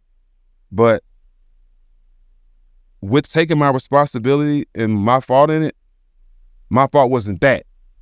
My fault wasn't trying to ruin somebody. You know what I'm saying? My fault wasn't taken from anyone. If I'm wrong for anything, I'm wrong for making lives better. Yeah, I might have made some bad decisions, but we all do. I might have made some mistakes, yeah, we all do. But when you come down to it, the quality of life and the way things are now, it wouldn't be that without my hard work and the things I went through, the ups and downs and the things I was with. So for people that you dedicated your life and your hard work to, and for lives to be changed, to do the worst things to you than people that from other races that haven't done to you, like that you'll be scarred. So I am scarred from the way that women did me and the situations I've been in with women, but much love, and I respect them all now. We have great relationships. But those situations have kept me from opening up because women have in my past, the worst things I've been in my life, they bring those things up to haunt you, to bring you down the most.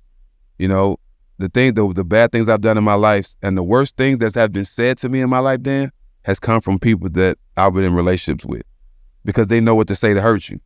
And I'm not that type of person. If I love you, the last thing I'm trying to do is say the one thing that I know that's going to make you tear you down. I'm forever scarred because I'm not that person. So it sounds like your answer to my question is fuck no. I've been hurt a lot. I'm distrustful. I that's it. My armor's up for good. I'm not giving up much more vulnerability than I've already given up. I can't do it. You weren't in any way prepared for the temptations that came with the 17 years in the NBA, right? Not that any formed adult necessarily could be prepared for that. I wasn't. Not even close. You know, I was blessed to get a good education of how to be a professional from San Antonio, you know, early, my second and third year in the league.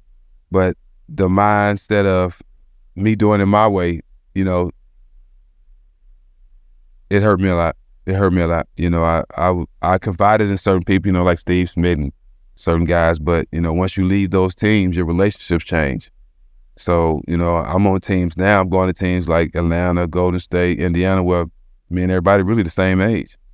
You know, so I made a lot of mistakes that I own up to, and I'm glad I made them, Dan, because I wouldn't be here right now as intelligent as I am, as experienced as I am, and as open as I am today, because experience is the best teacher.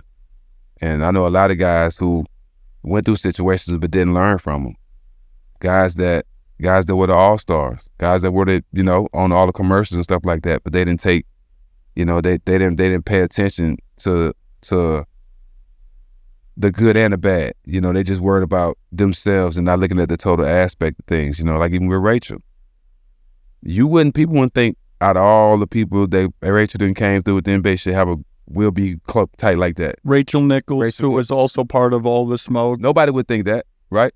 Nobody would think that. But after every game, I took the time to talk to her. I know how, trust me, I knew how a lot of guys was, and you know, a lot of guys wasn't as keen to talk to women reporters. You know what I'm saying? But just like I respect everybody the same. I've always been that way, bro. That's just how I am. There's no effort in that. It takes all the effort in the world to hate somebody. It takes no effort to show love and show respect. So not even thinking that when I'm retiring, that Rachel will be starting her own show. I'm like, oh, I got a great, you know, and I'm one of her first co-hosts. So like, I don't think like that. I'm just a guy who, I know what's right, you know, and I lead with my heart. My passion might offend some people, but trust me, Matt say this too.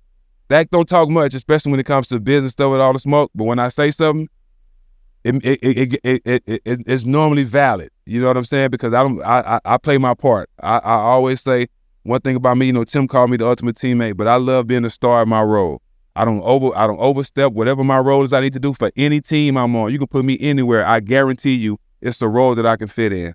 And I know what's right. So, you know, it might be misinterpreted, a lot of things I say and do, Dan, but I know for the most part that my heart is always in the right place. Well, let's talk about some places where you've found yourself trying to spread love or been accused of spreading hate. Yeah. You were in the middle of George Floyd-related things.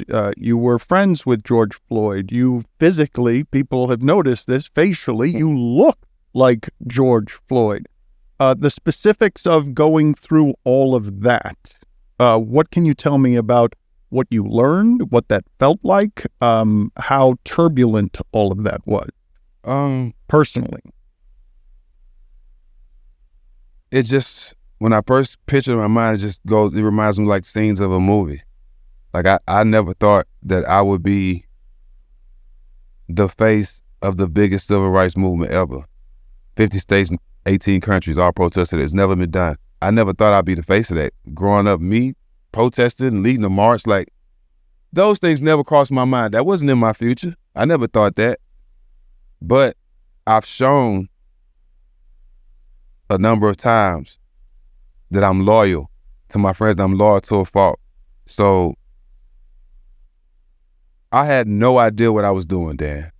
I was woke up by my mother-in-law telling me, you seen what they did to your friend.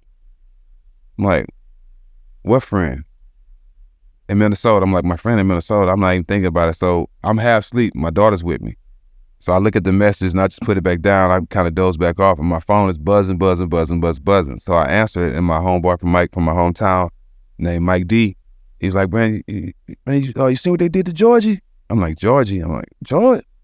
When he said Georgie, it instantly clicked, because before he went to Minnesota, it's footage all on my Instagram where I sent him, he called me and asked for clothes for job interviews. So I sent him a box of stuff and he put it on Instagram. I love you, bro. Thank you, That was his whole reason for going to Minnesota, was to get his CDL license, to get out the environment in Houston, and to start fresh. Which I was all for, because his heart is like, man, he got a great heart. He just wasn't always in the right situations. And so I look at Mike D and I instantly jump up, because when he say Georgia, I'm thinking Georgia. Then my mother-in-law said Minnesota, so everything's correlating now. So I wake up and I'm like, I start looking at the phone, I turn on TV and it's all over the news everywhere. So I instantly start throwing stuff after I realize what happened. I'm angry now. Wake my daughter up, my wife come out, like, what's wrong? She see the TV, like, my daughter's scared, so I'm just losing it. I kind of did the same thing when I found out Kobe. I was just passed out. And so I'm just crying, I'm throwing something, I'm trying to figure out what's going on. And I'm just sitting there, because one thing about me, like, me and Georgia didn't talk every day, right? Georgia has his own life. I have my own life. We wasn't guys that we talked every day, or we probably went a year or two without talking.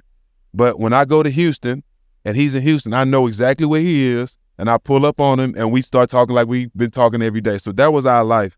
And anything he needed, from when he was incarcerated to out of jail, I've always looked out for him and his family. So when it happened, I'm not thinking, Dan, of this finna be a big media spectacle. I'm not. That's the last thing in my mind, is thinking about, oh, this finna be all over the news. How can I get fame from this? Or how can I be involved in this? I'm hurt. Like, I'm honestly crying, man. Like, man, this is my boy. Like, how you choke my boy out like that on TV? Like, I'm actually hurt. This is my twin. This is the only person on earth that looked that much like me that's not related to me. Right? And I'm like, damn. So I'm just hurting to see him. Then he crying all the stuff he crying for his mama. So during that time, I knew, I had a relationship. Well, I didn't have a relationship with her, but I knew her, his daughter's mother, Roxanne. I've been with them many times in the city, and I knew he had a daughter around my daughter's same age. So I'm just thinking about them. I'm not thinking about calling nobody in his family, So during that time, I get a call from her saying, Steve, I'm not comfortable with this situation with Ben Crump. I need other representation, that's going to care about and do what's best for me and my daughter. She's feeling like he's doing it for a media spectacle and not what's good for the family, right? And during this time, it's all kind of people coming in and saying that they're his kids and all kind of stuff that he's bringing in. Find out he only has one child. So that shows that how people was being money hungry and trying to get in for the wrong reason. I wanted to stay away from that. And let me tell you how it's even more of a true example. That's why I always live on facts, that I want to stay away from that. The day it happened, his nephew, Wu, who's the one was speaking and talking at all the press conferences and moving with the family, he texted me the day it happened. He DM'd me and said, Stevie, the family needs you. I didn't even check it. And I'm glad I didn't, because I didn't want to be, I've seen people go in front of and be in front of the cameras and do this for the wrong reasons. This was my real friend. I didn't want to do that. I had I didn't even want to be involved. I was on the outside looking in, so I'm glad I didn't see that. And by Roxanne reaching out to him, which is his daughter's mother, she was like, I need help. So I reached out to some lawyers I knew in Atlanta and plugged her with them. And I told her, I said, you do what you got to do. But by that time, she was like, what, Steve, I need you on my side. I need your help. I don't have nobody. You know what I mean? I've never been in this situation. Could you please come be here with me, John? Could you please speak? I never talked in front of no cameras, nothing like that. Look, I need your help. What else I was supposed to do? So I jumped in front of it without knowing what I was doing. one thing I did know, you're not gonna find a person on this earth that look more like him.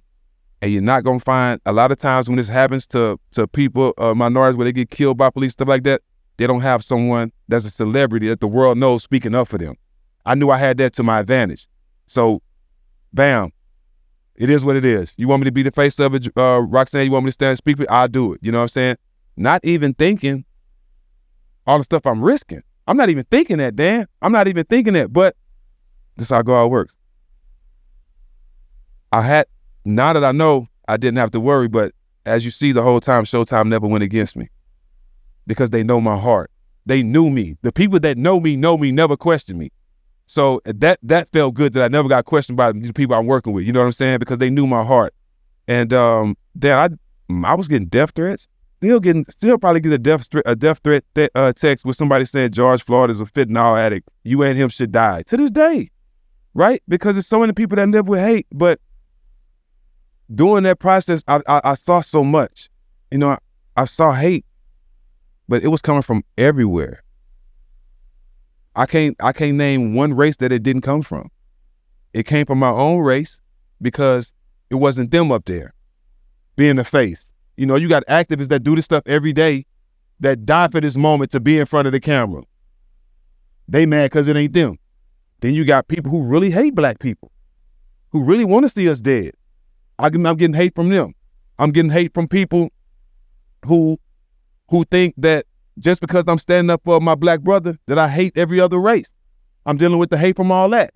So during that time, you know, I'm like, okay, I'm getting love from all races, but I'm getting hate from all races too. You know what I'm saying? Well, I know how I stood my whole life. I started something called Love for All Who Have Love for All. And I started putting the color of every emoji on my page. Dan, it switched overnight.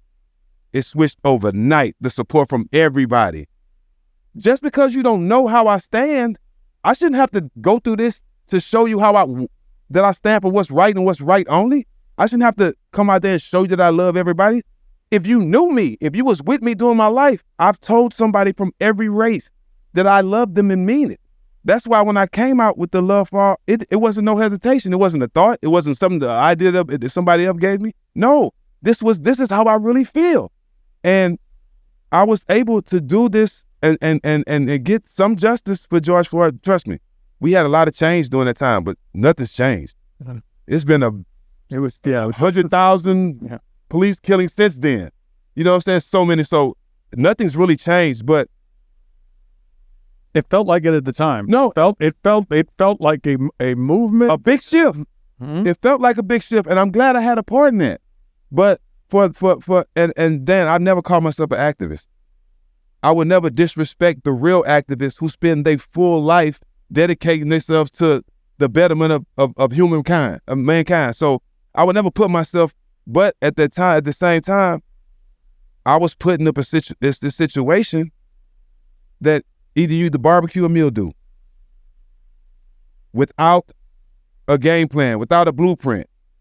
So whatever happened during that time, it woke me up, but I was also learning a lot too, because I formed a lot of relationships with people during that time that came and heard me speak to see the real me, not what I was speaking on, not the subject I was speaking on, but the person and everything I'm sacrificing and willing to stand up here for everybody to understand that it's not rocket science for us to be all together. It's not fucking rocket science. They might make you think that, but the hardest thing, it takes so much effort and I've seen this from this situation, Dan. It takes effort. It takes planning to demean somebody and hate on someone, to try to destroy someone. It takes effort. It takes no effort at all to say, how you doing, bro? Open the door. Have a good day. That takes no effort. That's why I say it's not rocket science. That's why I say I'm first team all common sense, because I understand that. And if a lot of people would understand that it's not hard to respect somebody, to love somebody from another race, and if you can't see me as pro-black as I am, willing to stand that way and say it, then I think people are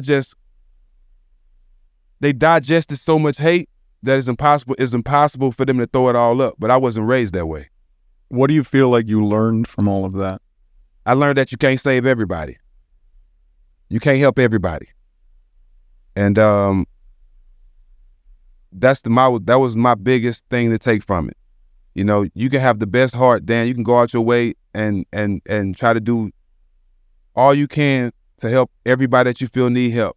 But it's still going to be those certain people in the background that's going to come behind you and kick the person that you tried to help. You know what I'm saying? It's going to always be that. So I understand. I learned from that I can't save the world, Dan. I can't help everybody. But the person who Steven Jackson is, I can lead with that. And whatever people get from me, I'm fine with it. But with seeing what happened to Georgie for the world to see, and people still have a certain aspect of hating just to hate, I don't understand how the stuff that's going on in this world is not just talked about. It's not just myth. It's not in history books. You're seeing it with your own eyes. And if you don't have no compassion, that says a lot about you. As someone who tries to be about love all the time, how did it feel to be accused of spreading hate yourself by appearing to co-sign some things that Deshaun Jackson did that were clearly anti-Semitic? Yeah, you know what, Dan, I'm so, that's why I'm glad, because you know you've been one of the best at posing questions. I'm in New York right after that happened, right? And it's funny, and that's why I say you can't save everybody. I'm walking up the street, it's like probably 12 midnight, and some Jewish kids walking by. I was like, man, why you co-sign Deshaun Jackson on that, man? I got love for you, man. I watch your show. I say, bro, everybody won't get this opportunity, but we're here for a reason tonight. And I pulled out my phone. I showed him the conversation with me and DJ. He sent me a text saying about what the team was doing to him. And there was somebody's contract. It wasn't even about what he said, whatever article he quoted, right? So I showed him, and I responded to him. I say, I'm going to speak on the way they handling you. He read the article. He was like, bro, why haven't you showed this? Why haven't you showed the world? I said, bro, because I know who I am. Why would I have to explain something? If you knew the story of Josh Pastner, you know I'm not anti-Semitic. So I don't have to address stuff when I know it's not true. He's like, bro, you need to show the world that, bro, because everybody thinking, I'm like, bro, I don't care what people think. I care about what people who love me, who I care about think. And all the people that's Jewish that I love, that know me, I guarantee you they somewhere on social media or somewhere taking up for me. So that situation was good for me because everybody won't get a chance to see my photo, to see what actually will happen in real time. You know, people so worried about being first than being right these days. They'll run with an article just to put it out there, not what happened in the real story. Yes, I defended Deshaun because I felt like Riley Cooper said the N-word all on social media at a concert. He got a contract extension after that. Deshaun brought that up about how they handled how they handled Riley Cooper, how they handled his situation. So he felt a certain way. I felt like, that is wrong. You handle him the same way you handle Riley Cooper dealing with contract situations. I didn't speak on nothing about the article or none of that stuff because I'm not no historian. You don't see me post articles of quotes from historians or articles of books. I'm not a reader like that. So that's never been me.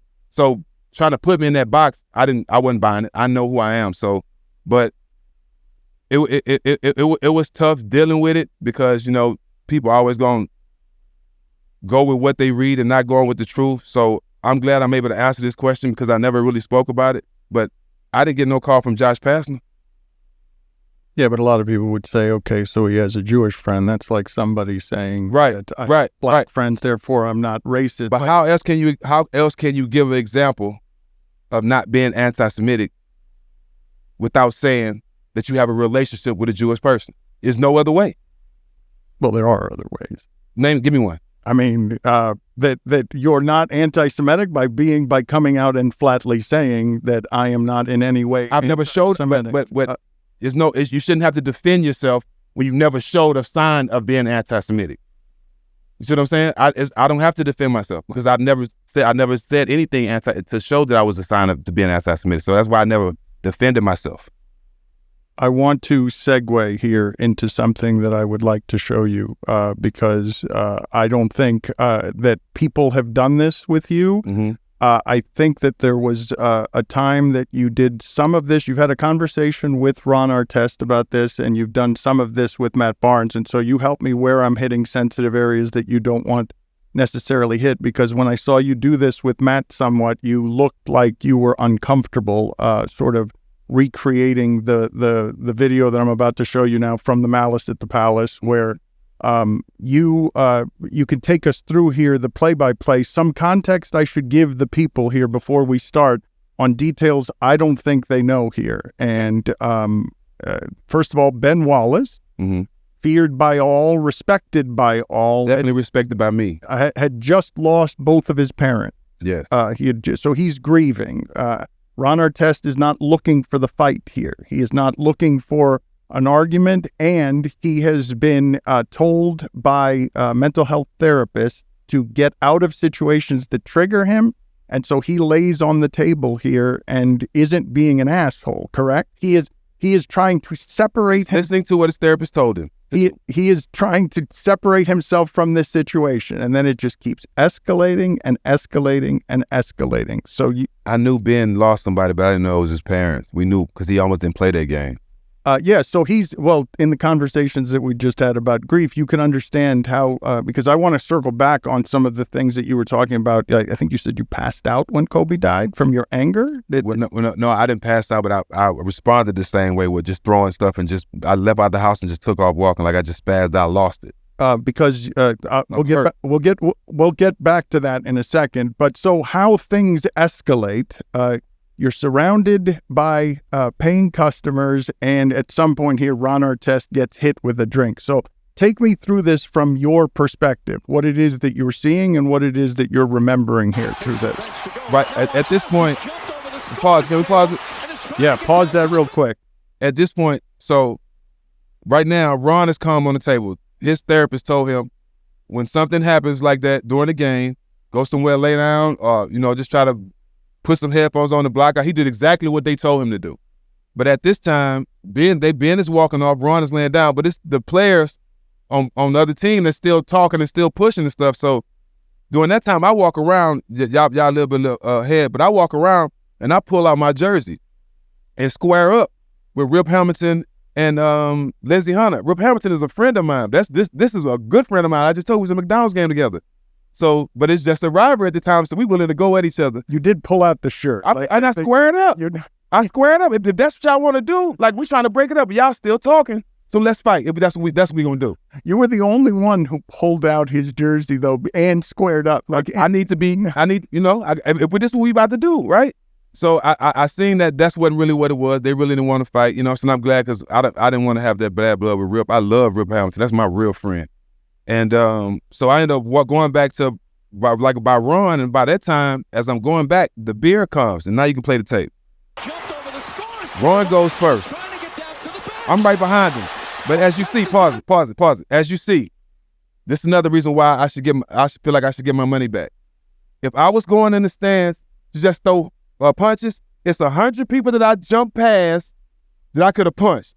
I'm up about 8-9 rows. I didn't hit nobody on my way up there. I didn't push anybody. And if going up for it, you're going to see me. I go straight to Ron to grab Ron. I don't punch nobody. I'm on my way to grab Ron. I grab him. Oh, he threw it.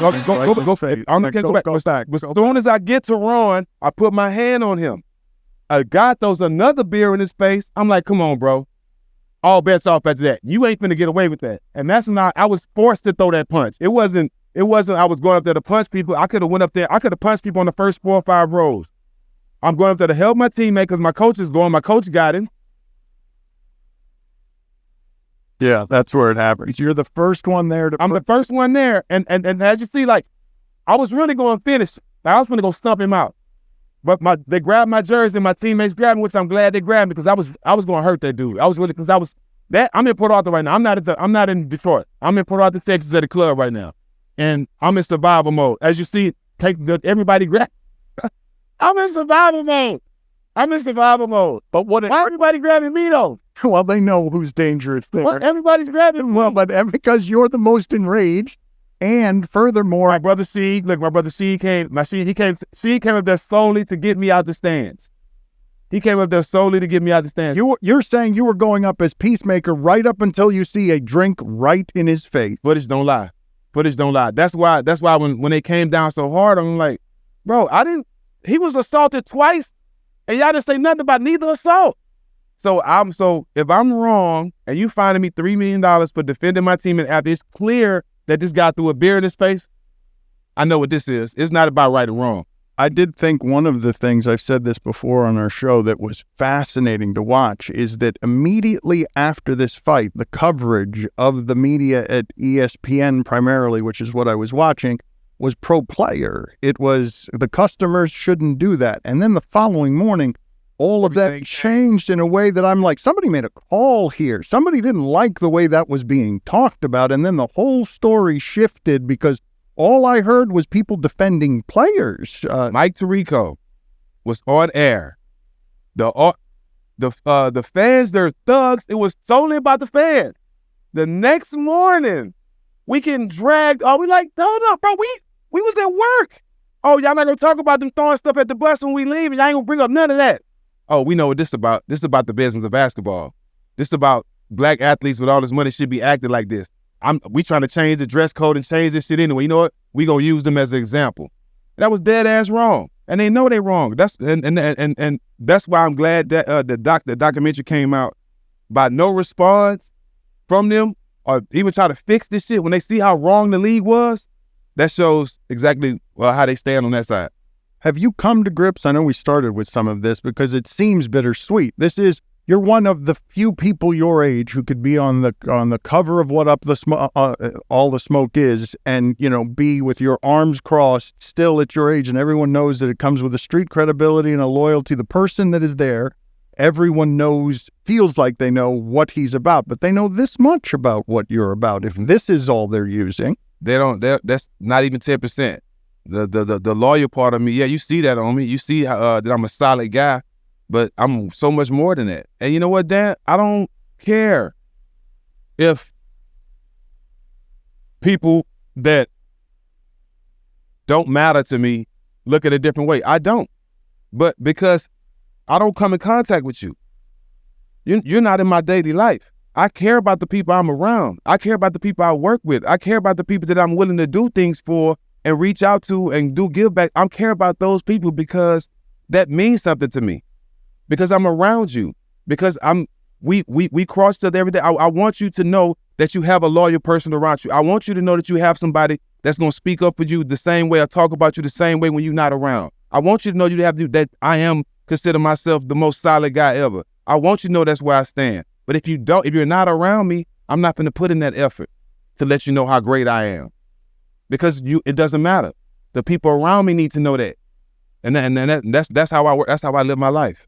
Is it something that has its scars on you still? Like am I reading too much into it when I say the interview I saw with you and Matt talking about this, it seemed like you were withdrawing. I'm still pissed. Withdrawing into yourself. I'm still pissed. I feel like at this moment, they need to be watching me and you talk about it and be like, bro, we giving you y'all money back. Refund. It's just that simple. It's dead ass. It's no way that they should have took $3 million from me for that. When I was at work.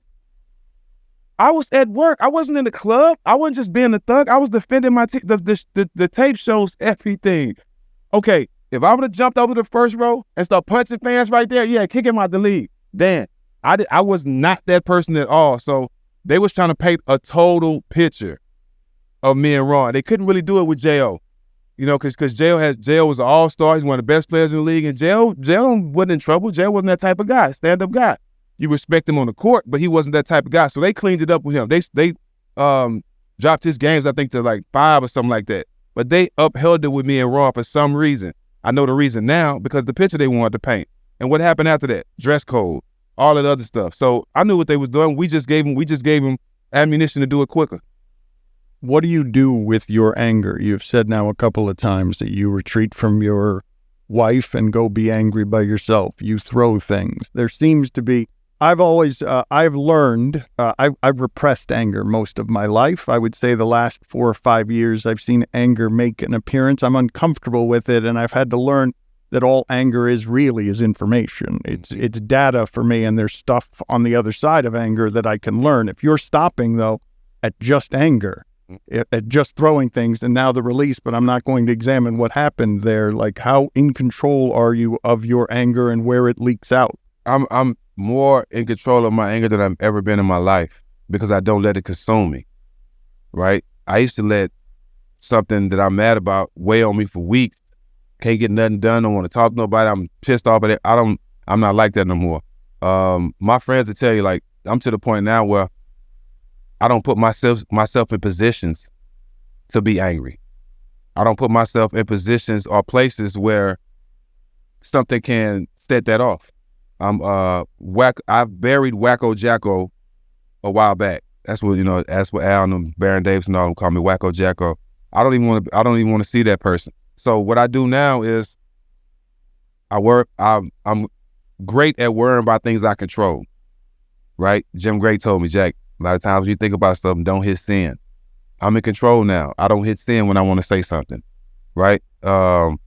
When somebody say something to my face or I see something that's being wrong, I know how to handle it now without just lashing out. Like, if something happened on the set, normally I go stop right. Hold up, what the fuck you doing?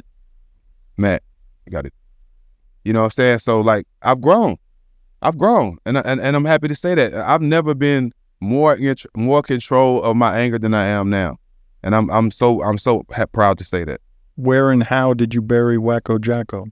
I buried Wacko Jacko by knowing that I was hurting the people that I provide for more than I was hurting myself.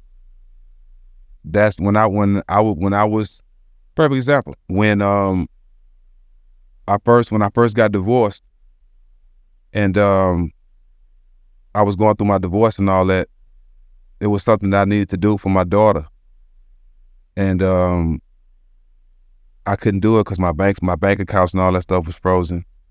Because I was going through a divorce and stuff, and they wanted to keep tabs of all my money and stuff, and I couldn't do it. And the only reason I was in that position is because I wasn't being the man I was supposed to be to my wife. My selfish acts were hurting people that I cared about. That's just a little situation. But so I made I made corrections, and I've grown and made adjustments to my life, changes for the better. But I basically forced to do it for the people I love. And that's why I love having responsibility. Because if it was just about me, then I'd be in the club partying, drinking, just ruining my life. Because that's fun to me. That's what I enjoy. But the best way for me today to be in control of my anger, I smoke a lot. I smoke. And cannabis has helped me since I was 12 years old. And we will talk about it, but cannabis has helped me a lot in my life. And also, this is another thing too.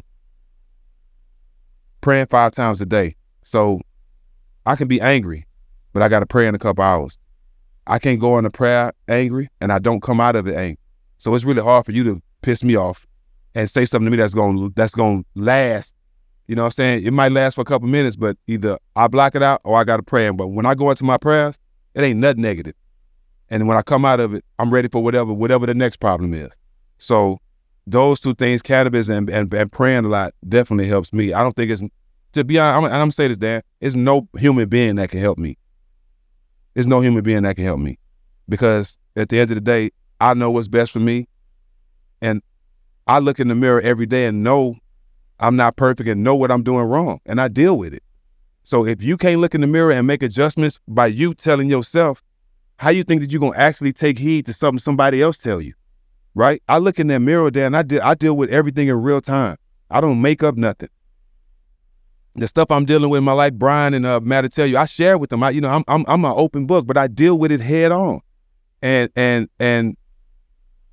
if I can deal with my problems, if I can find solutions and not put them on somebody else or feel like somebody else has to give me an answer to them, it works for me. And it keeps me in control of everything. And but goes back to the praying and cannabis. I think that's the biggest thing that keeps me from even paying attention to stuff I don't control. Two very different things. So tell me what cannabis does for you and take me through what it is becoming Muslim did for you. I think for me, a lot of stuff I was taught as a youngster, as being a Christian, I don't believe as an adult, right? It's a lot of stuff that I read from my own that I know, that for me, I don't believe. And during the George Floyd time, it's the footage that you can put up 2003 when we won the championship. I say, I want to thank Allah. I wasn't a Muslim then, but I was interested, right? And it's always been I've always had Muslim friends. My friend Maya, I went to elementary to high school with. He was a Muslim. I used to be around him all the time. So I've been around that religion a lot. During the George Floyd time, I was really in a space where I was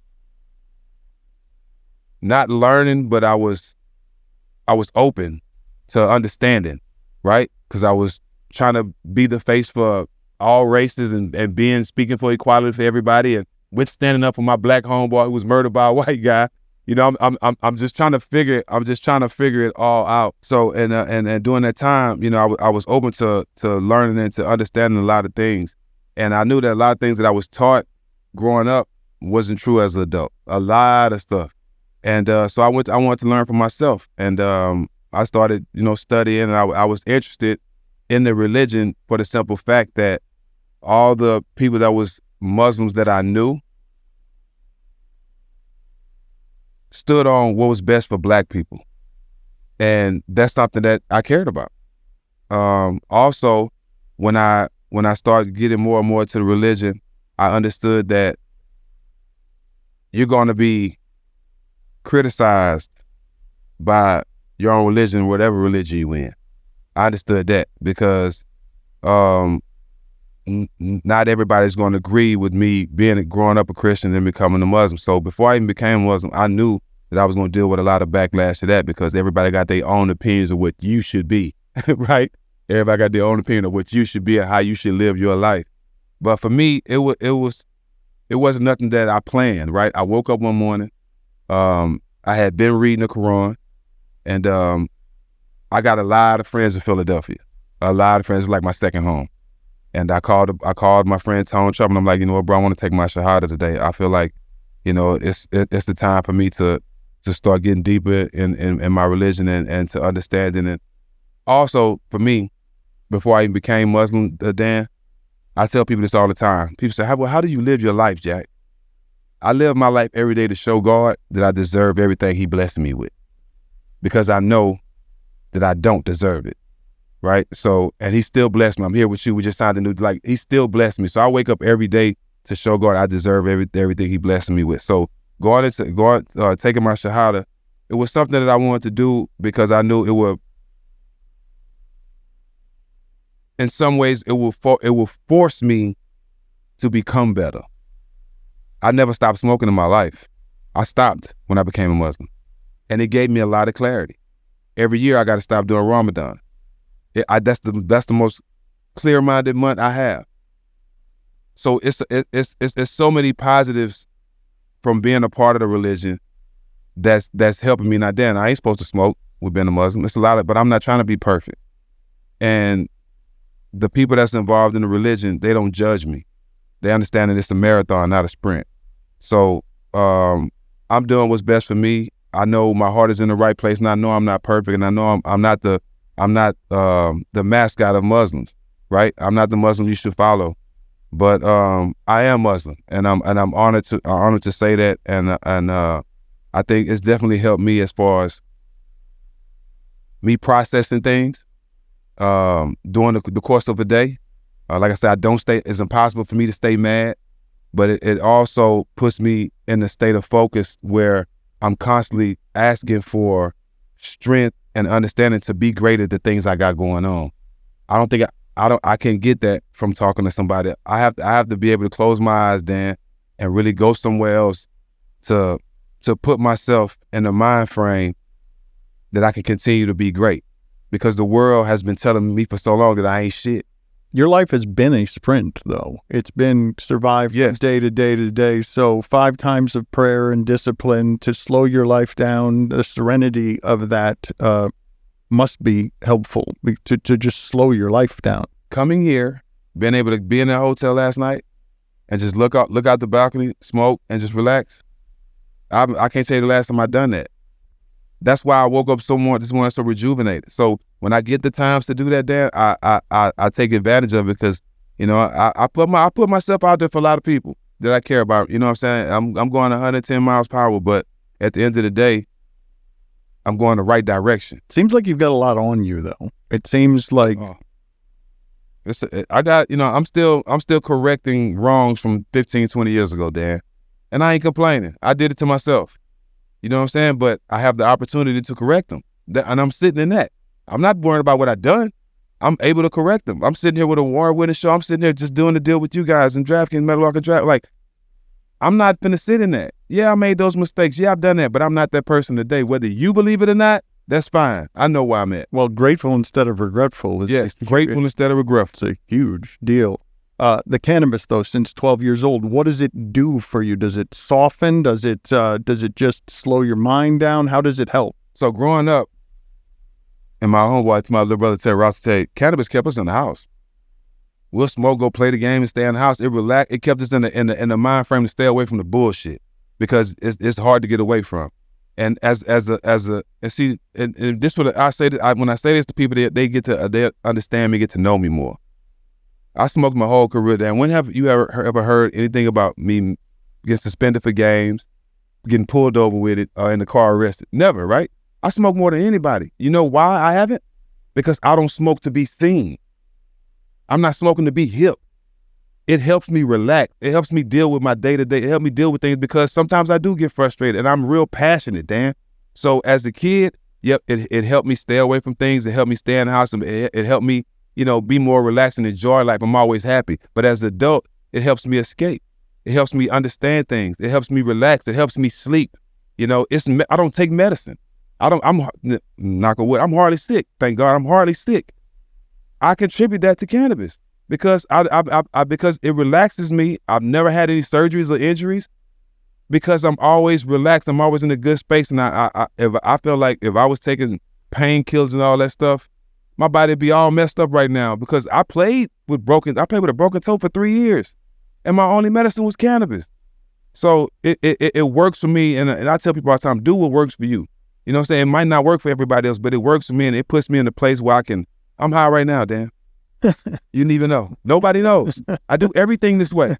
You know what I'm saying? But it works for me. And I think everybody has to find out what works for them. How do you play 3 years with a broken toe? 1, I just got to the team.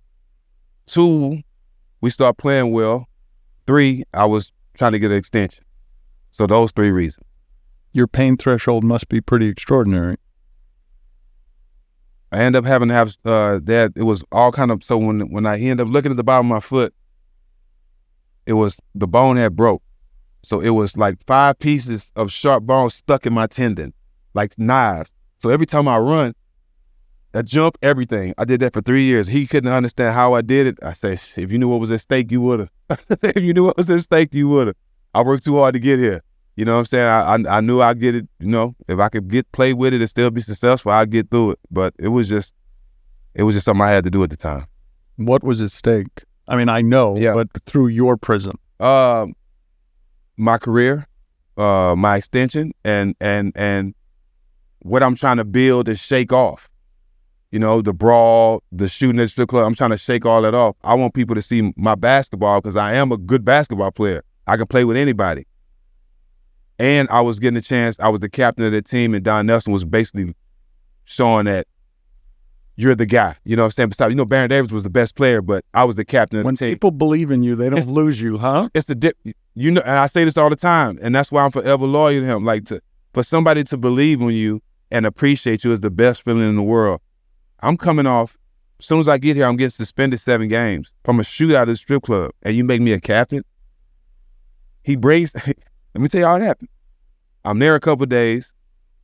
Jack, me and Coach Larry Riley at the time was his guy. Meet us at this the bar, the hole in the wall. We're gonna play some shuffleboard. Fuck shuffleboard. I don't know what shuffleboard is. How many black people know what shuffleboard is? Do you know what shuffleboard is? Yes, I know what it is. All right. So I had no idea what it was. We playing, okay, it's little balls, you hit off the thing, right? Stand on the table, all that. I'm like, cool. He gets us pissy drunk. We drink like 2 bottles of scotch. Me, him, and BD, Baron Davis, and Larry Rod taking shots. He don't talk about basketball the whole time. The whole time he playing, he's shooting shit, talking about guys on the team. Sit down at the bar, we take our last shot, and I'm talking about to fall down. All right, guys, had a good time. Just wanted to bring you here to tell you guys you're captains and walk out. And we sitting there like, man, Beanie, like, all this to know, just for to tell us we captains? Oh, we wasted, bro. So, but that whole thing, like that resonated to me. Bringing me to a bar, and leaving like that, like, that's everything to me. I don't want the blowing out, blowing smoke on my ass fake. I don't want that. Get me drunk and leave and say, Jack, you're the captain. That's me. I needed that, right? I'm talking about, I walked out of there wasted, but just big old smile on my face. Like, this is the winning at this point. He was the winningest coach of all time at that point. The most wins of all coaches that's believing in me to be a captain after what I'm coming from. I'm surprised he didn't smoke with you. I would have thought that's what he was fine with us smoking. He didn't care we smoked. He gave us a 5 when we came out taking our last drug test because he knew we didn't have to hide it no more. Don was our guy. He even told a hotel to put fans on our floor in Utah, I think. Don was my guy, man. But for him to believe in me, I didn't want to let him down. You know what I'm saying? I didn't want to let my brothers down because, Al, BD, all those guys I grew up with, you know what I'm saying? Monte was a real little brother. We were all in each other's weddings. I didn't want to let them down either. So, I had to push through it. What's the most fun you ever had in a season? Those 8-seeded Warriors, that seemed like fun from afar. The 8 seed that beat the Mavericks. You had the championship season. If you've got this kind of foot pain while being the captain for someone who believes in you, where do you look at the 17 years and say that was the best season? My happiest and funnest year was definitely Golden State. My best basketball playing year was Charlotte. I should have made the All-Star team. I brought that team from nowhere to in the playoffs. So playing-wise, definitely Charlotte, but the most fun, the happiest I've ever been, the most enjoyment I had playing basketball on and off the court, not even close. Golden State by far. Why was that? Because we showed up to practice together. We left practice together. We went to dinner together. We went to the strip clubs together. We went to family meetings together. We did everything together. Everything. And to the point where we had the management of that team using some of our slang, our slang words to address each other. So we were a real family. Like I said, I don't think you'll ever find a team where you got 4 or 5 guys that all got married and they all at each other's weddings. You probably can't name a team that's that close. You've mentioned the strip club incident a couple of times. This one sticks to you too? The idea that you're the guy who shoots off a gun outside the strip club in a fight, you feel like that one's on you? It's on me because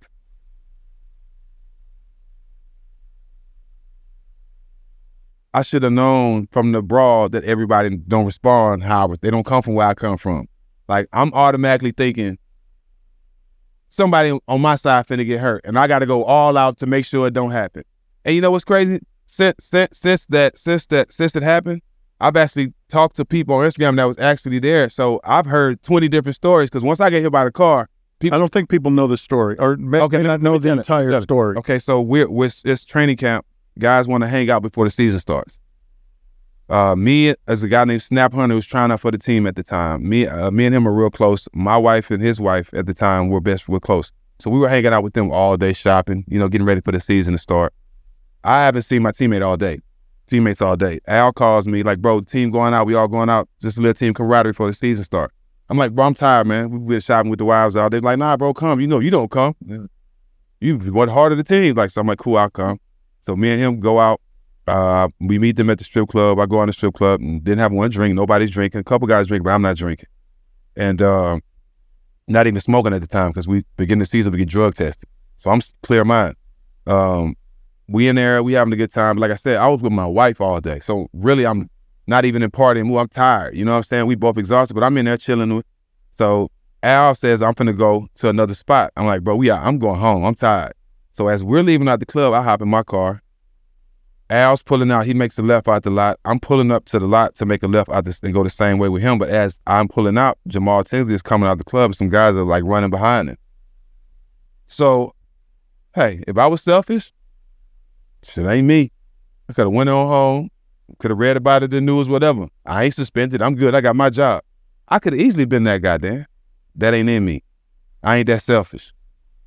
I had just got my gun license at the time. So one thing about being in this situation, if a fight's about to break out and guys are surrounding you to the point where you're getting surrounded by guys, you got to you got to do something quick, or you're going to get punched from behind and you getting stumped out, you know what I'm saying? Because somebody's going to hit you. You ain't going to know where it's coming from. So before that happens, I let off a couple shots to get everybody away from us. Bow, bow, because I see that there's more guys around JT than, that's coming towards out the door.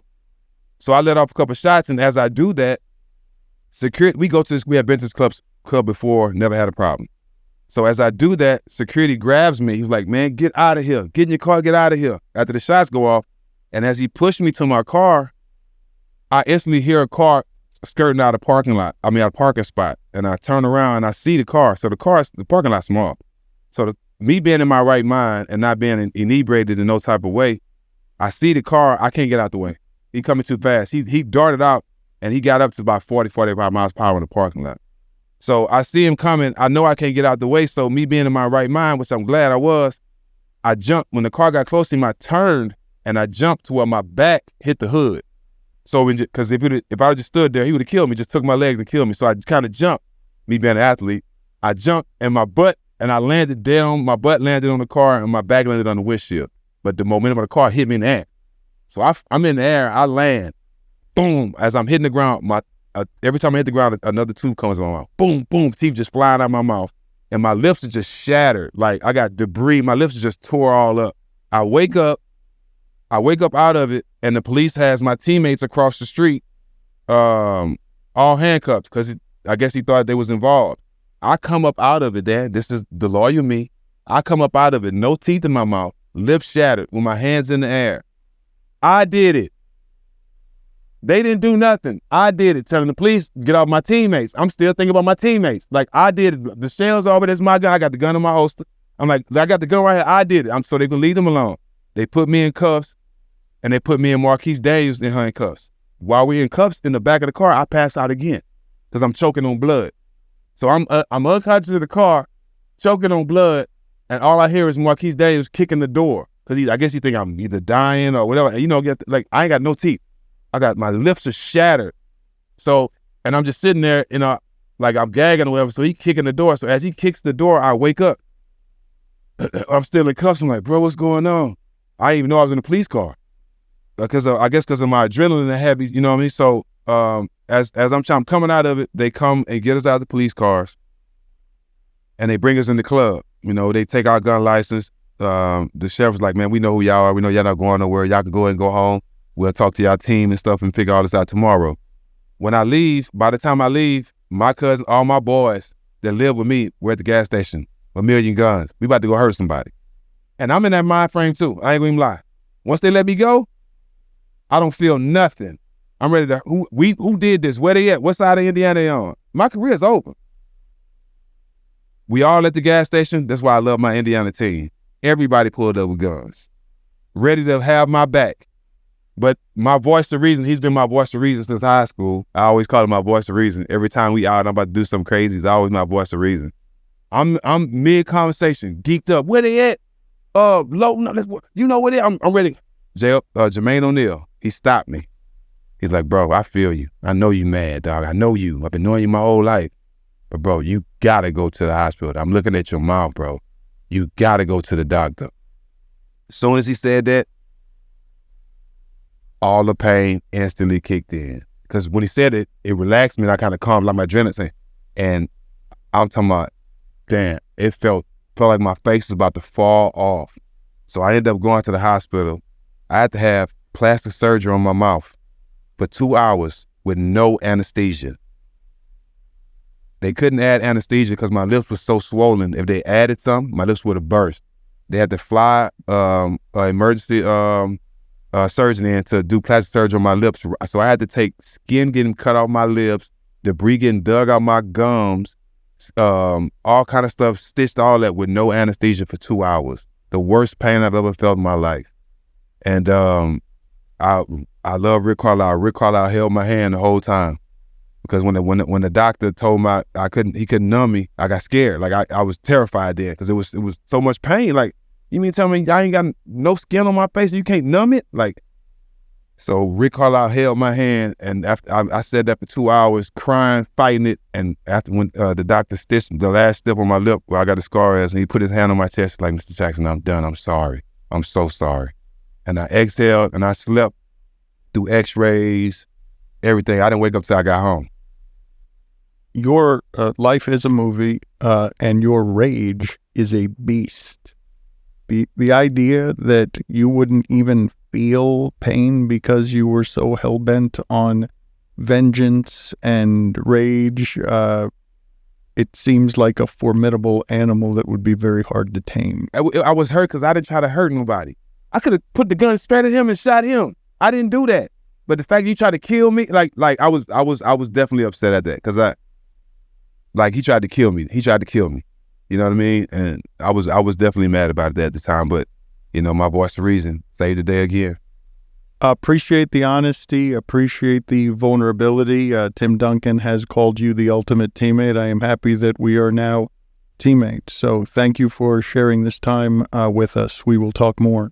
Thank you for giving me this platform to do it.